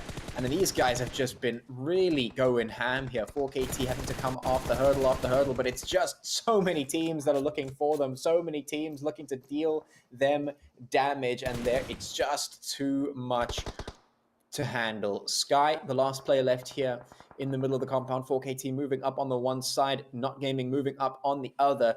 All of these players hunting one another, looking for the kills and looking to get into the safety of zone as the blue zone hot on their heels. Can Not Gaming find Sky in time? Will 4KT be able to push across this compound without getting taken down? Because, of course, so much is riding on these players right here. 4KT have so much work to do, and if they go out now, it is going to be a tragic end to their run. Certainly, a lot of people who are looking forward to seeing whether they can make it or not, maybe just a little bit deflated here. Of course, we can see on the western side, there are lots of teams moving up. Of course, down towards the south, the same is true. Gun, pretty much pole position in that zone. Up come 4KT, pressurizing, Not Gaming. Sky still cowering in the house because, well, just by himself, they're not going to have any support from anyone. Has to just try and stay alive for the time being. Snurra moving up. 4KT have to make this happen. Andrew and Fex moving into the house. Can they take Snurra in this fight, though? We've got Jaeger on the back line to try and provide support. In the meantime, Rainbow Six putting the hits in towards Gun. So contesting happen all across the board. Fex and Andrew still trying to apply the pressure here, but they have very little time remaining. The shot go through, and Snurra is able to find one. Can he find the other one, though? Fex very low on HP. This might just be the end as the blue zone starts moving up and threatens to take them all down. Snurra going to jump out of the house. Fex, it is all now or never. The Tommy comes out to try and dish out the damage, but here's the blue, and this should be the final nail in the coffin here. Fex not in a position to rotate away. Snurra just going to wait and shut him down immediately, and indeed he does. Now, of course, Sky going to get picked up as well as Jaeger, spotting him out, taking him down there, now making a dash for the safety of the zone. We're down to 9 remaining teams here, but the shots are still flying as Pain engages with the natural killers as well as Aphelion Apex, and they are absolutely putting those shots in. Man, this is absolutely insane. Of course, now being reduced down to 9 teams. We have quite a few players, of course, still alive. 24, but now Black Clovers and Lag looking to make a bit of a stand up in it towards the north as the zone shifts even further down south. And Noel Narco's now getting knocked down. Yuhai still positioned within the blue. This, of course, being the 6th phase blue, and it is an absolutely brutal zone. As you can see, Yuhai now just struggling to get ahead with those meds. But now, Lag also just lurking on the edge. They are gatekeeping like it's no one's business. But of course, if we look up in towards the zone itself, Plaza positioned there right on the edge of zone, looking to put a few hits into the players here from Zero Tolerance, as they are also wanting to rotate up in towards that zone. But Bane are looking absolutely phenomenal, coming in pretty strong with their numbers, still 4 players alive.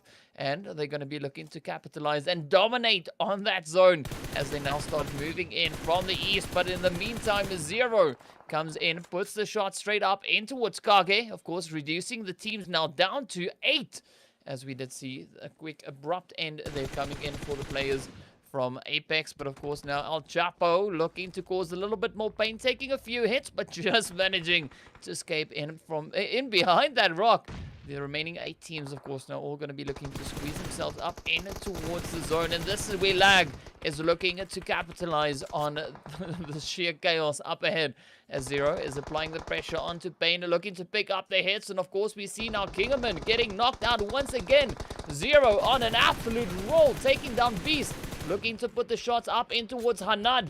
This is an absolute insane play coming in, but fortunately for the players from Bane, we do see that knock coming in to Lag, but Zero Tolerance now starting to surround Plaza as the zone centers up once again up in towards the north. 6 teams remain to fight it out for the chicken, and this is going to be an absolute brutal fight.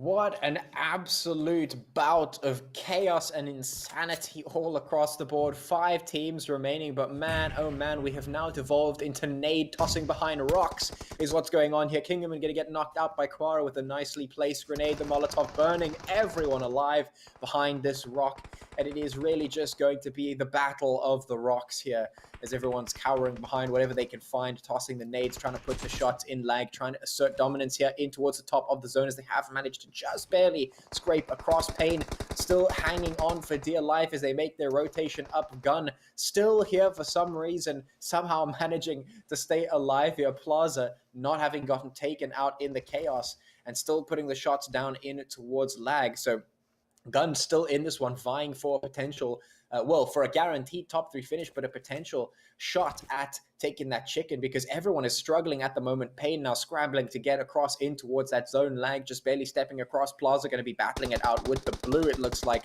Not even willing to try and take a fight against these last 2. And of course, Plaza will be losing the battle very, very soon unless he can make it inside. He's absolutely making a dash for it. He could still make it in, actually. Just barely going to make it across that line. That's going to give him another shot at winning this one. And now it is him versus Pain as Pain do get the elimination. And now, isolating himself, it's Kingerman, it's Plaza. Can Plaza make this happen? The nade goes through, but he wasn't paying attention. Instantly taken down, and just barely. He will make Gun finish in second place. So Pain, of course, take that chicken dinner. What chaos was that final zone? It was absolutely insane, but we see both King and Gun, Pain rather, and Gun finishing off on 7 kills apiece. But Plaza just stepping up with the aggression there, being able to bring in 6 kills. I'm pretty sure we know who our MVP for this match is going to be. Absolutely phenomenal performance, but of course, got to give it to the players there from Lag as well. A pretty good play, finishing up with 6 kills in 3rd place. So yet again, a decent approach coming in from the teams. And you know, this is why the leaderboard is looking the way it is. The teams just bringing in the aggression, and they are relentless in their efforts. But of course, we're going to be looking to see whether or not it is enough for the teams to advance their positions. But of course, we're still looking to see the teams on the low end of the leaderboard get out of the danger zone.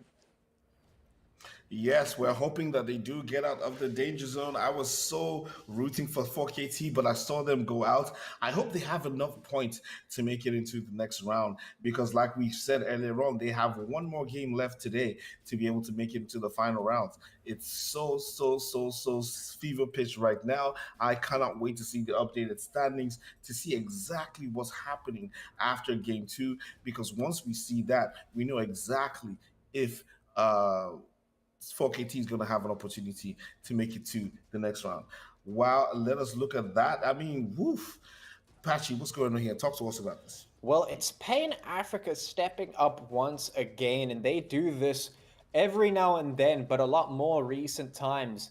They have been getting those lovely points, those lovely chickens coming through for them. So good to see them making their place known at the top of the leaderboard once again. Gun, of course, coming in with that consistency as per usual, managing to snake their way up into second place and with a good amount of kills to back their name up as well. They're going to be feeling pretty happy about that. Lag coming in 3rd place with 16 points there. In 4th place, we've got Rainbow 6, Madagascar, Zero Tolerance in 5th. We've got Aphelion Apex in 6th. We've got Slime 4KT in 7th place with 7 points. And of course, Not Gaming in 8th place. So 4KT going to be upping their points just a little bit, but the question is it going to be enough? I'm not so sure.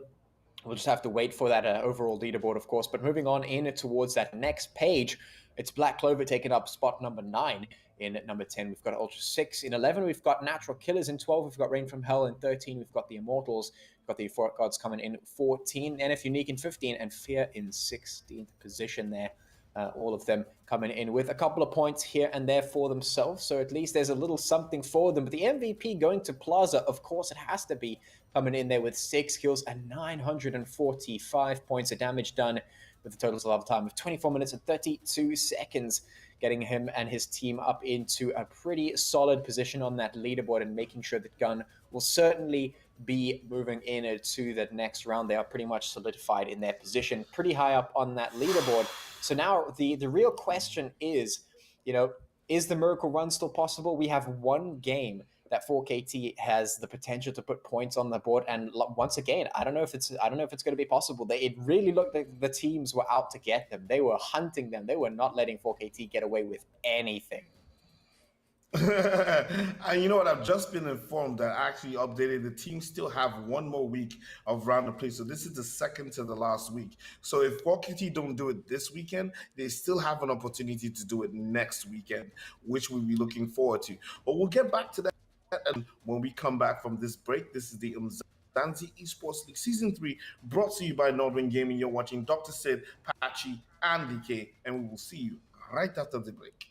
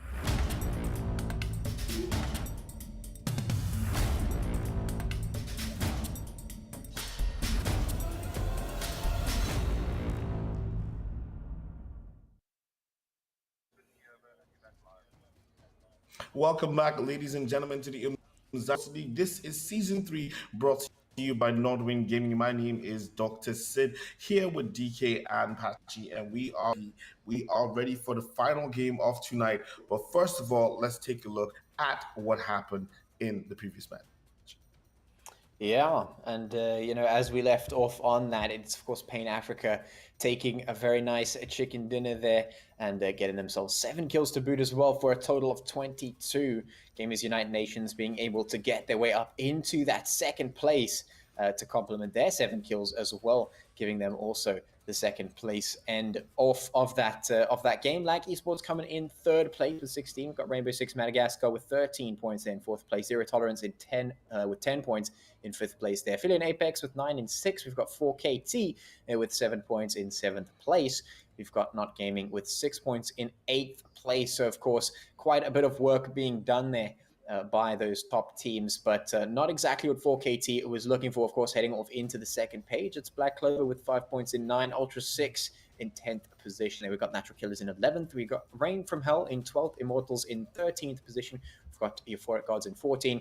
We've got NFxUnique in 15, and Fear coming up in the 16th place. All of those teams at least being able to get a couple of points for their trouble, but certainly going to be wanting to finish off with a bang. Of course, Plaza having done quite a bit of work for the team to get them up into that second place.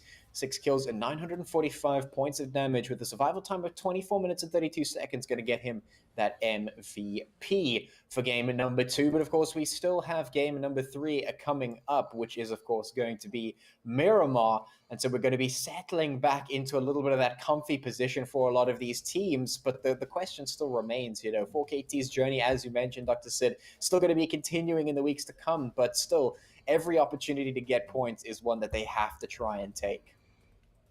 And try and take those points. They have to, because the way the tables, the overall standings are looking right now, teams understand that it is crunch time and everybody is ready to put in their best to get into that final spot. Because of course we need to remind ourselves that the prize pool for season 3 is a whopping $15,000, and trust me, these teams want their fair share of this prize pool. As you can see those numbers on the board, so you have a visual representation of what the players are fighting for.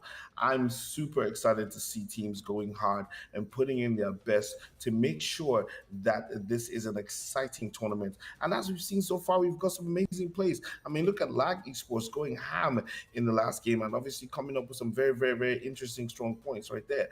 But it is the last map of the day. It is Miramar. And, DK, we've seen some teams. You have a lot of hindsight into some of the statistics and obviously what teams usually do on a map like this. So in this group setting, what do you think we should expect from the likes of the teams on Miramar? Well, we are heading into Miramar, and it is a map that Gun is particularly strong on.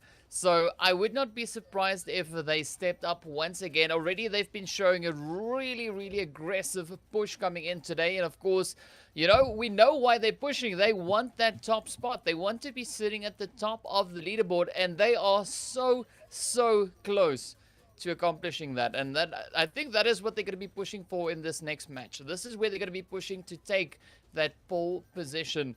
And of course, I'm expecting them to step up and bring it. As we've seen now, historically speaking, they do perform exceptionally well when they head on over into Miramar. So let's see what they'll bring. All right, let's see what they'll bring, ladies and gentlemen. We are going into Miramar right now, and I'm leaving you in the capable hands of DK and Patchy, and I will see you right after the game. All right, thank you so much, Dr. Sid. It is game number 3, map number 3, and the final map for the evening. It's, of course, Miramar, and we're going to be heading in with a flight path coming in from the south all the way up to the northeast, and immediately we have some drops. The Immortalz going to be heading down into that southern island to claim their very own Apache points for the day. Good to see some utilization of that particular spot down there. Was definitely not receiving enough love in previous seasons, so good to see that it is being utilized here. And of course, we have to have a look and see how this map is going to play out in the long run, because we've got a lot of teams that are vying for those top spots. We just saw Payne come away with a pretty nice win there in the previous map. And of course, Gun still remaining consistent and definitely having really come into their own in terms of that, just making sure that they do not drop out, do not drop away, do not lose any of their momentum going forward.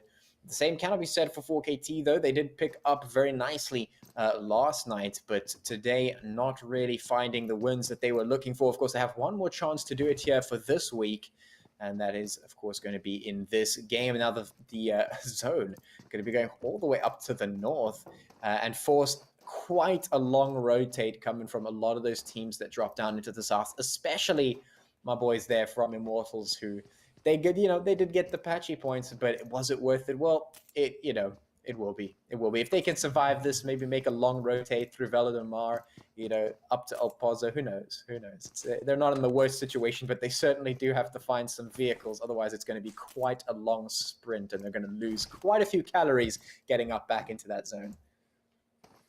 Yeah, fortunately for them, calories is not one of those one of the things that really spoil in PUBG. So they can afford to try and burn as many calories as they can.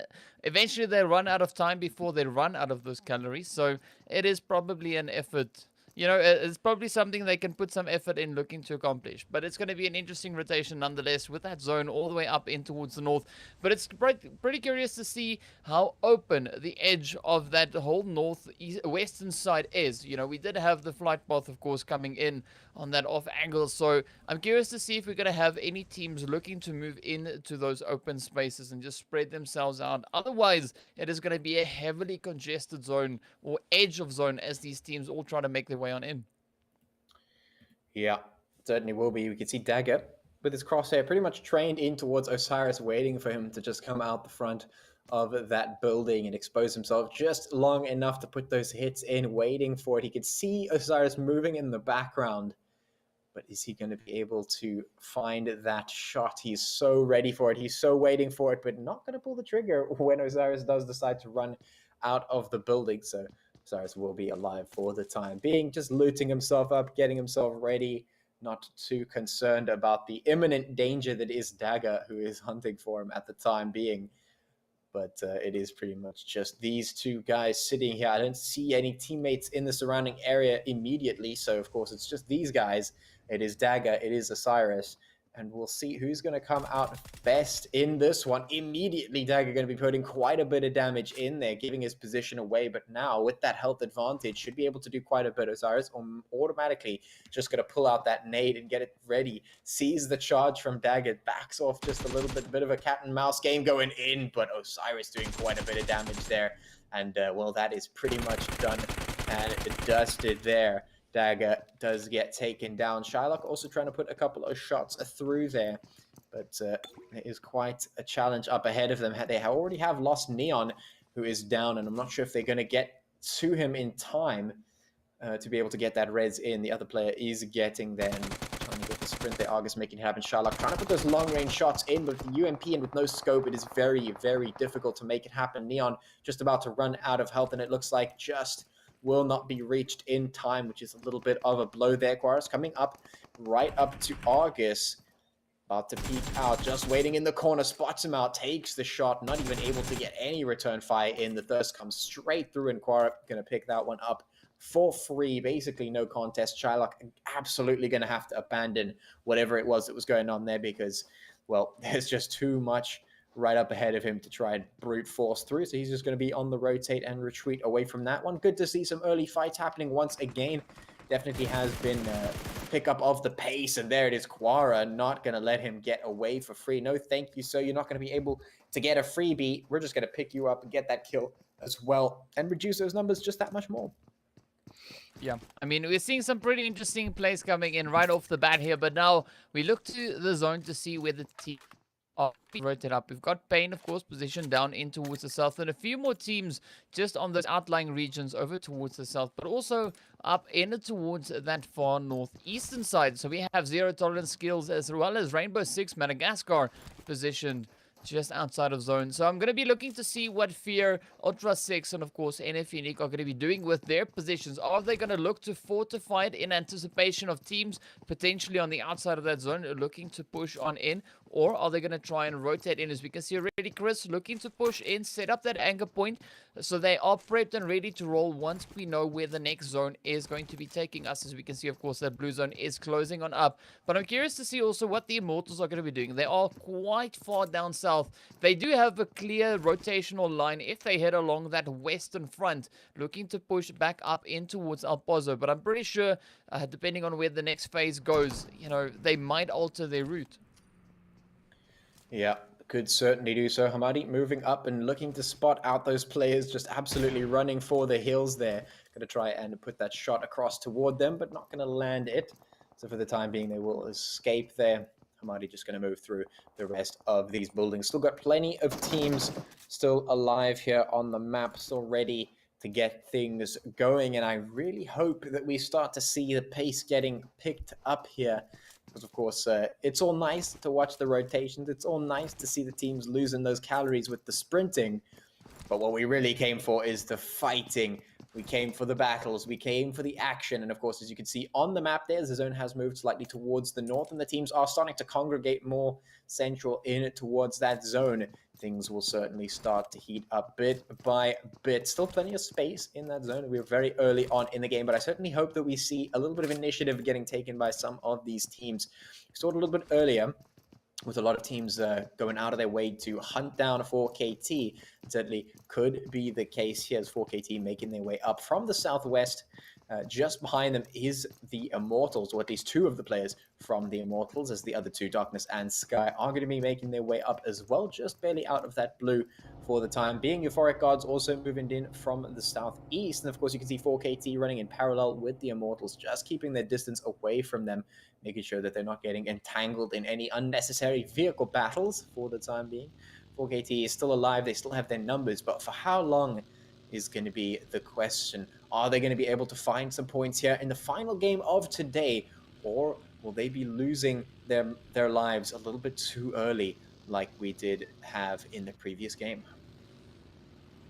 Well, that is a good question, and we'll find out, of course, in due course, what exactly the fate, or what exactly fate holds there for the side of 4KT. But now in the meantime, we see the players here from NFxUnique looking to put a few shots into the players here from Gun, but Gun coming in with a 2-2 split there, as we can see Nerf and Plaza, of course, now just holding off over on towards that southwestern side, and then we see Short Boy and Pounds, of course, now just breaking off, heading on towards a more northerly position. But this could be quite an interesting play if they decide to move in, potentially pull a bit of a pincer maneuver. But NFxUnique, of course, now disengaging from that, starting to rotate a little bit further up in towards the north.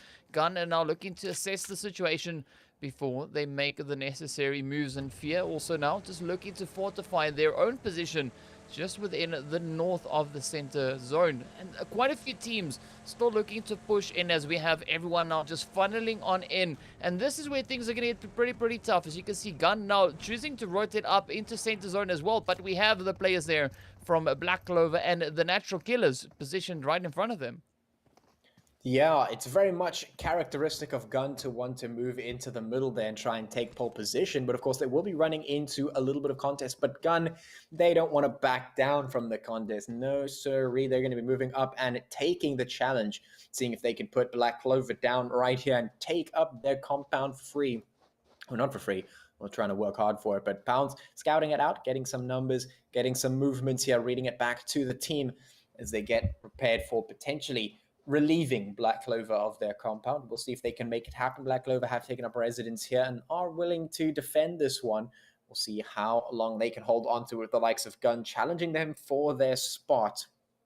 High, looking into the surrounding area, going to be jumping down much quicker than taking the stairs. Certainly, you can see that the time very much reduced. He's just optimizing his pathing here. Pounds moving up the side of the hill, getting a nade prepped in, very nicely tossed in it towards the window, but not going to land on Hamadi just yet. Unfortunately, no damage done there. So Gun will just be reconvening and preparing themselves to potentially either take the fight or move away. It is very much a defended position, a fortified position from Black Clover here. It will be very difficult to dismantle and take apart.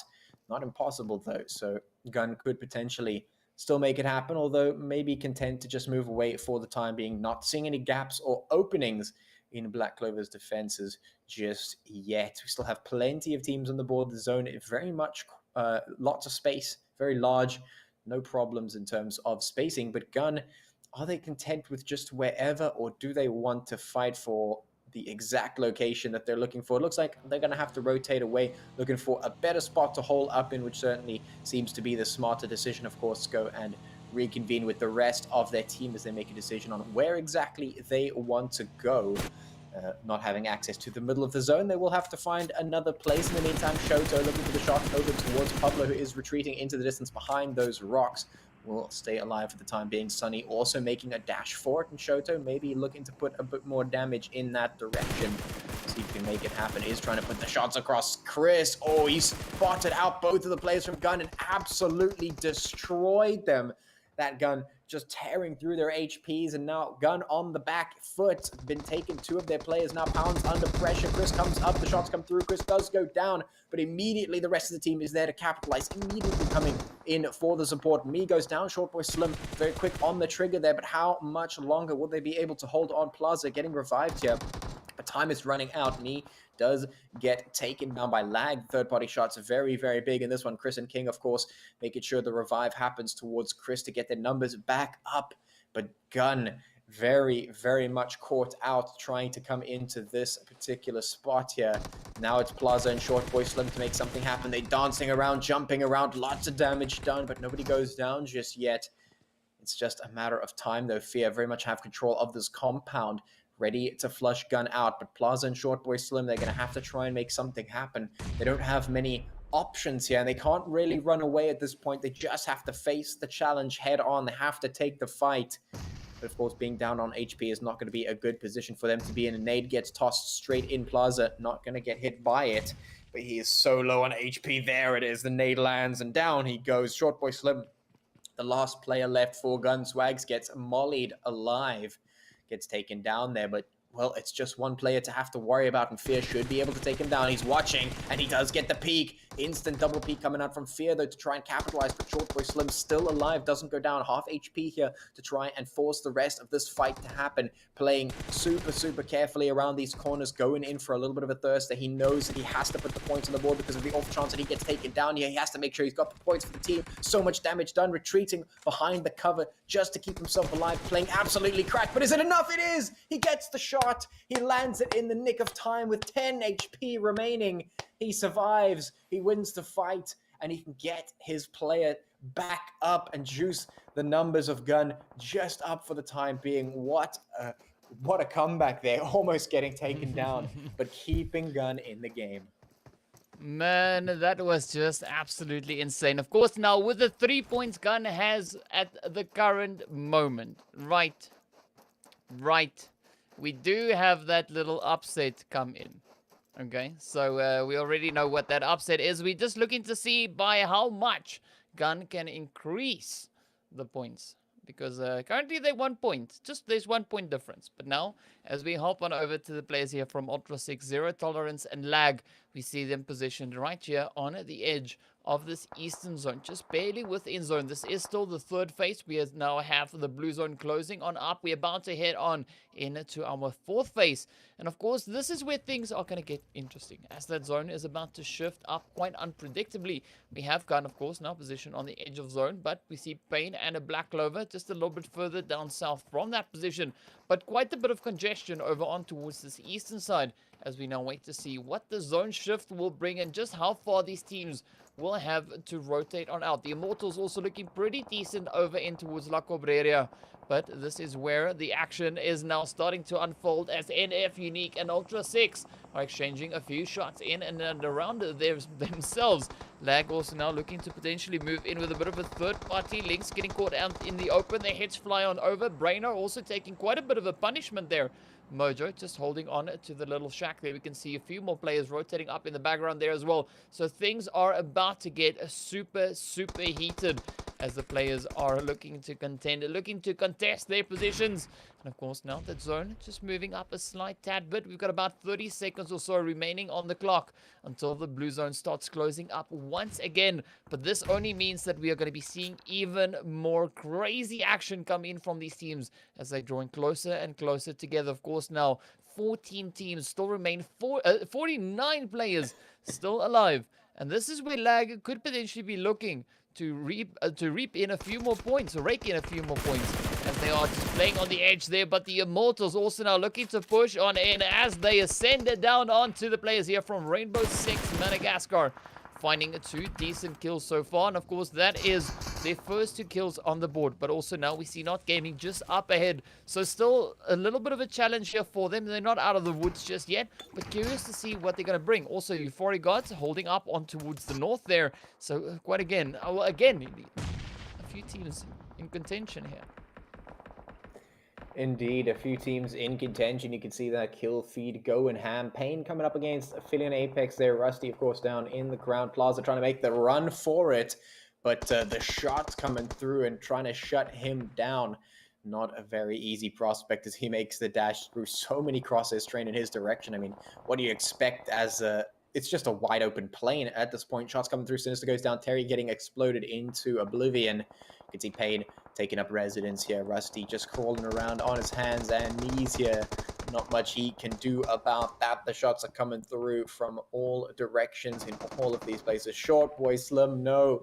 He gets taken down.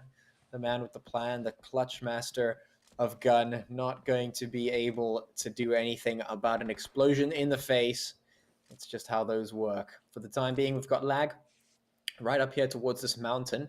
Zero tolerance just off in the distance on the one side, just barely across that line. You can see the zone there, quite small. We have Gun Plaza right in the middle of the zone. So theoretically a good position, but certainly not, because surrounded by just about every other team currently still alive, of which there are still 13 others, you know, not counting Gun, of course. Fantasy now moving up the side of the mountain to rejoin the rest of the team in their quite decent position up here into the top of the mountain. And if NFxUnique down the one side, Aphelion Apex tapping away with that mini 14-0, trying to put the shots across. Eamon looking for a little bit of those long-range engagements. Shots coming straight through towards Ultra 6 there. No brain out, taking quite a bit of damage off the back of that one, but no kills. Lots of contention towards the eastern side of the zone. Pain all the way down in their compound, still alive and kicking. But man, oh man, things are definitely starting to heat up quite quickly as we move from Zone 4 into Zone 5. Things are going to get really sticky for a lot of these teams, especially as you can see for all those teams clustered up towards the east. Let's have a look and see where the zone is going to choose to move up into, and it goes all the way to the west. It is going to be a mad dash for all of these teams to try and get inside.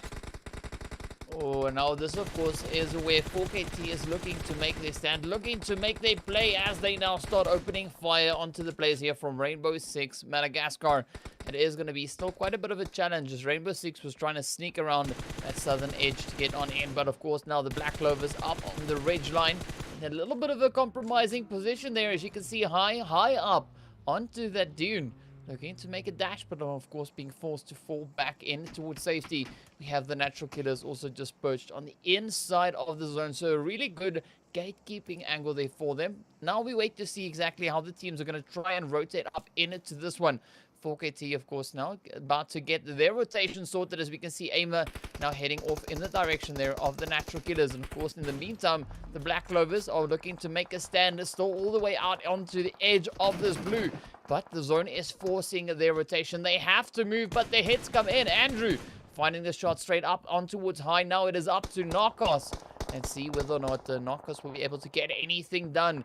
It is going to be quite a bit of a challenge. We got Zero there from Apex, also just hugging that little compound there, waiting for the for the action to die down before pushing back up in towards zone. But Not Gaming also in a position over on towards this eastern side. looking to dominate the zone as we've got Zero Tolerance up ahead of them. And of course, a few more teams looking to push in. Lag being one of those. And A-Man gets taken right on down.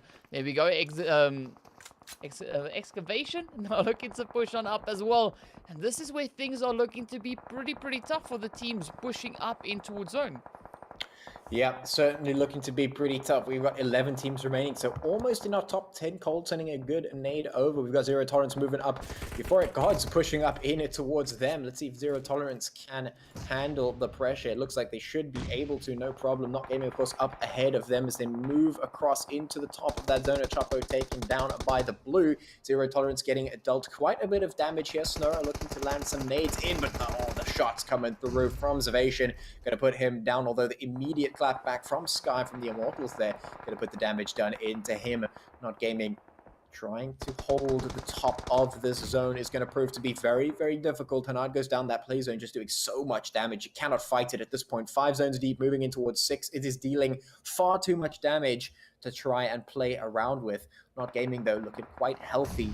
It is going to be a difficult time for Zero Tolerance to try and push past them. Those shots coming absolutely from all directions from them. The blue zone on the back, the shots coming through from the front, and it looks like they might just be sandwiched in between too many difficult places at once. The HP is going all the way down there as Not Gaming try and finish them off, and it looks like they might just be able to do just that.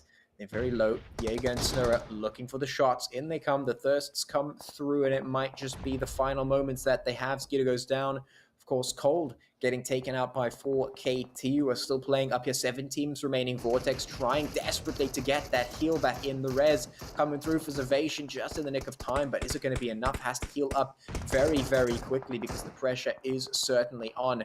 They are looking for them. Their eyes are full of blood at this point, ready to put those shots across. They can see the target there. 4KT getting hammered by Mojo. Andrew goes down as everyone is trying to maintain their positions, maintain their holds, stay alive as the zone shifts once again, making things that much more difficult for these teams. 7 of them remaining. Andrew gets abandoned. 4KT looking just to try and stay alive, get the points, make something happen across the map. They do get the rotation through, but at this point, is it going to be enough? They're barely across the line. There's so many teams that are just looking in their direction. So many teams wanting to shut them down, like we saw Vortex trying to make a dash, instantly shut down by Zeus, as everyone is trying to get across that line once again. The shots coming through. Zavation trying to put the damage in, but just can't make it happen. Zeus too quick. Zeus putting the damage in as well as Not Gaming clean up. Zero Tolerance. 4 teams remaining. 4KT still alive, having a position in that zone, but Not Gaming looking to root them out of that position, and they have to. Otherwise, they're going to find themselves in a very tough spot. Snurra tried to get the rotate in the car, is not going to make it happen. Down he goes. Will not be able to crawl away from the zone, and in fact, that is done and dusted for them. Not Gaming left on 1 player. Natural Killer's now coming in. Shroud and the rest of the crew with the minibuses for some cover here. That's going to give them just a little bit to work with, but is it going to be enough? Natural Killer's under some serious pressure. 4KT putting the shots in. The Immortalz as well. The 14 doing their damage. Osiris goes down. Of course, Shroud the last one left, but he's just pressured from too many angles. 4KT should be able to pick this one up. No problem. Reduce those numbers. Stella trying to put the shots in across from his position. Here's the Natural Killers are losing player after player. They're trying to get something in return, something back for their troubles. But are they going to make it happen? 4 teams, 8 players left alive, as 4KT only have 2 players on their roster at the moment still alive in this match to try and get something. They've got 6 kills at the moment, and they're guaranteed top 4 at least, which is pretty decent, but they need more. They have to get more. Let's see if they can make it happen. I mean, it has been an absolute brutal zone so far, but the Natural Killers also bring an absolutely phenomenal performance. Already sitting on 9 kills from when we last saw them, so quite an impressive play coming in, but now we see the hits coming through onto Woodrashi there, as 4KT is looking to put in the herd. The 4 final teams, everyone now pretty much having a player knocked on either side. Zeus, of course, being the last remaining hopeful for his team. No, looking to advance just onto the edge of the zone. They are currently sitting on 5 kills, of which Zeus has been able to bring in 1. Now, we see the Immortalz also just on the edge over on towards that western side. Natural Killer Shroud now looking to push a little bit further on, looking to make the most of the knock. potentially looking to convey a little bit of information back over towards his teammate. We've got Aimer and NFx, of course, still holding on to the edge, but the only team in zone at the current moment is the players from the Immortalz. Of course, now 4KT looking to blow up the vehicles to provide themselves some additional cover as they make their way on in, crashing on in and over towards the vehicles. Let's see whether or not they'll be able to make this play as Jeff now puts the shots in towards Zeus. And here we go, Aimer finding a quick head over on towards the natural killers. They, of course, now being reduced down to Sella. But the hit and the hit are coming straight over towards him. This is now where Immortalz are using this opportunity to try and improve their position within the zone, looking to maybe push in to those little dips. But 4KT still just hugging the edge of those vehicles as they find the finishing blow into the natural killers, and of course ending it right there for them.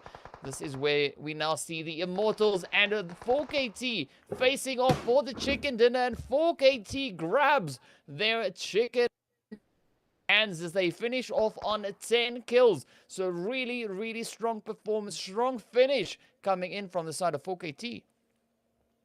Wow, wow, wow. They make it happen. They get the chicken. They get some kills to their name as well. Quite a considerable amount. That is definitely what they were looking for. At least they managed to make it happen in the third game of this evening. They'll be feeling a little bit better about that. But the pressure is still on for them. But with that aside, at least it is GG for this game for them. Immortalz coming in second and Natural Killers bringing up third place. Well done to them indeed, and quite a spicy game indeed.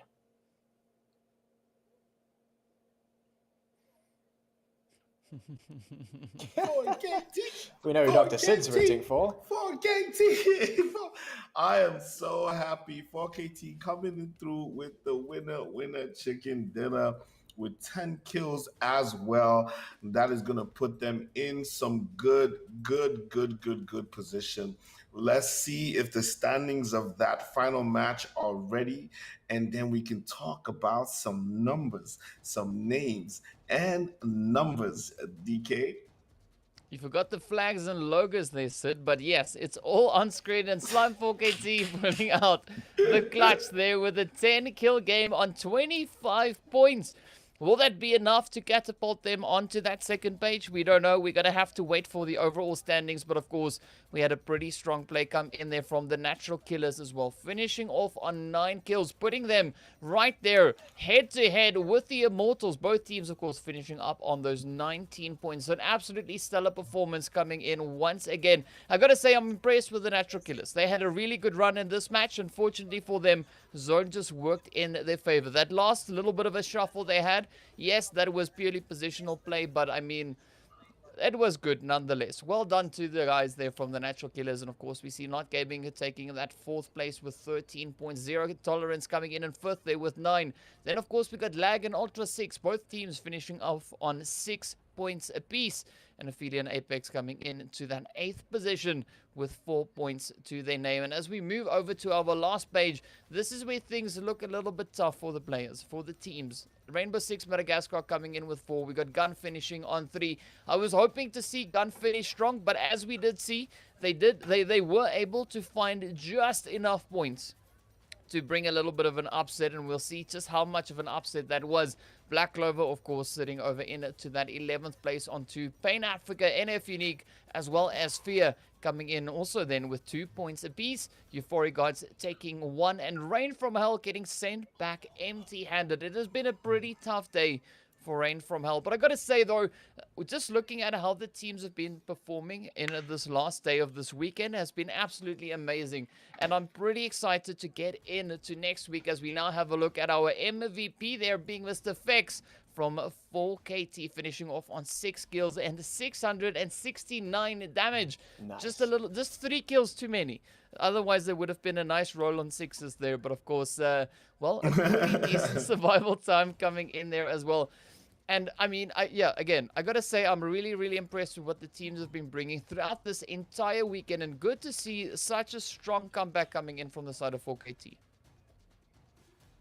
Yes, Fex coming in with the full effects, and we take a look at the overall leaderboard. Patchy, I'm going to lead with this one. Looks good.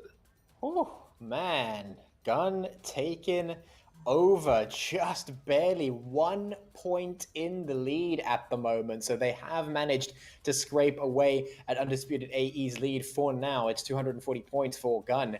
And Undisputed AE, of course, sitting on the 239. We've got Pain Africa now in third place, 187 points for them. Ultra 6 in 4 with 178. We've got the Immortalz in 5th with 171. Influence Rage taking up 6 with 168. We've got Aphelion Apex in 7 with 164. And Zero Tolerance Skills in 8th place with 158 points. So that is, of course, the first page. This is really the big security for all those teams. This page right here, though, is a little bit more shifty. We've got G3 sitting in 9th position at the moment with 157. We've got NFxUnique in 10th spot with 144. Esports sitting in 11th place with 140, and BBC in 12th with 135. And then, of course, well, this is what we've all been waiting for. Slime4KT sitting in 13th position with 117 points at the moment.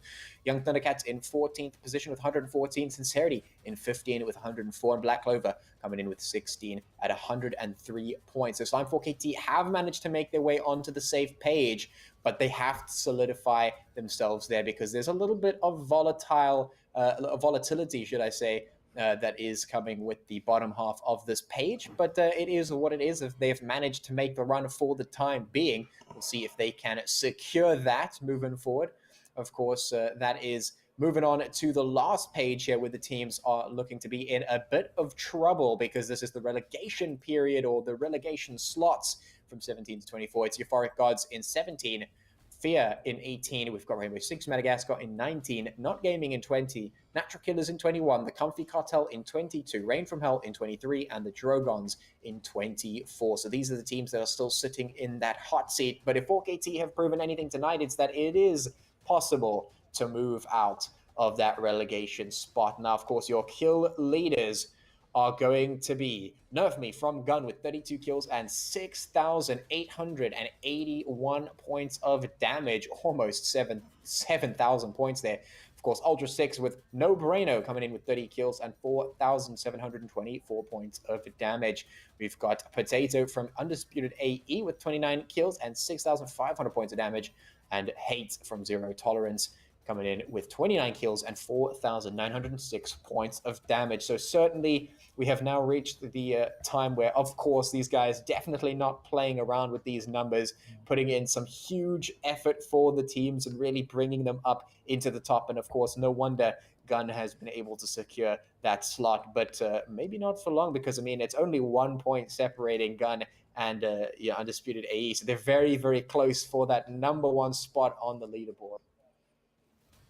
So I'm super excited to see that top of the table seems like we're having a little battle at the top there between Gun and Undisputed AE, and that's going to be very beautiful to watch. But also the relegation spots and that fight for top 16 to see which teams are going to be there. We have one more week of play, which is next weekend. We're going to have games on Friday, Saturday, and Sunday, and we're going to see who has the opportunity, all the gameplay skills, kills, the points to make it into the final round and be in a position for that $15,000 prize pool. Ladies and gentlemen, it has been an amazing time today with DK and Patchy as we have brought you all the action from the Umzansi Esports League Season 3, brought to you by Nodwin Gaming. My name is Dr. Sid, and we will see you next week with more action. Have a great day.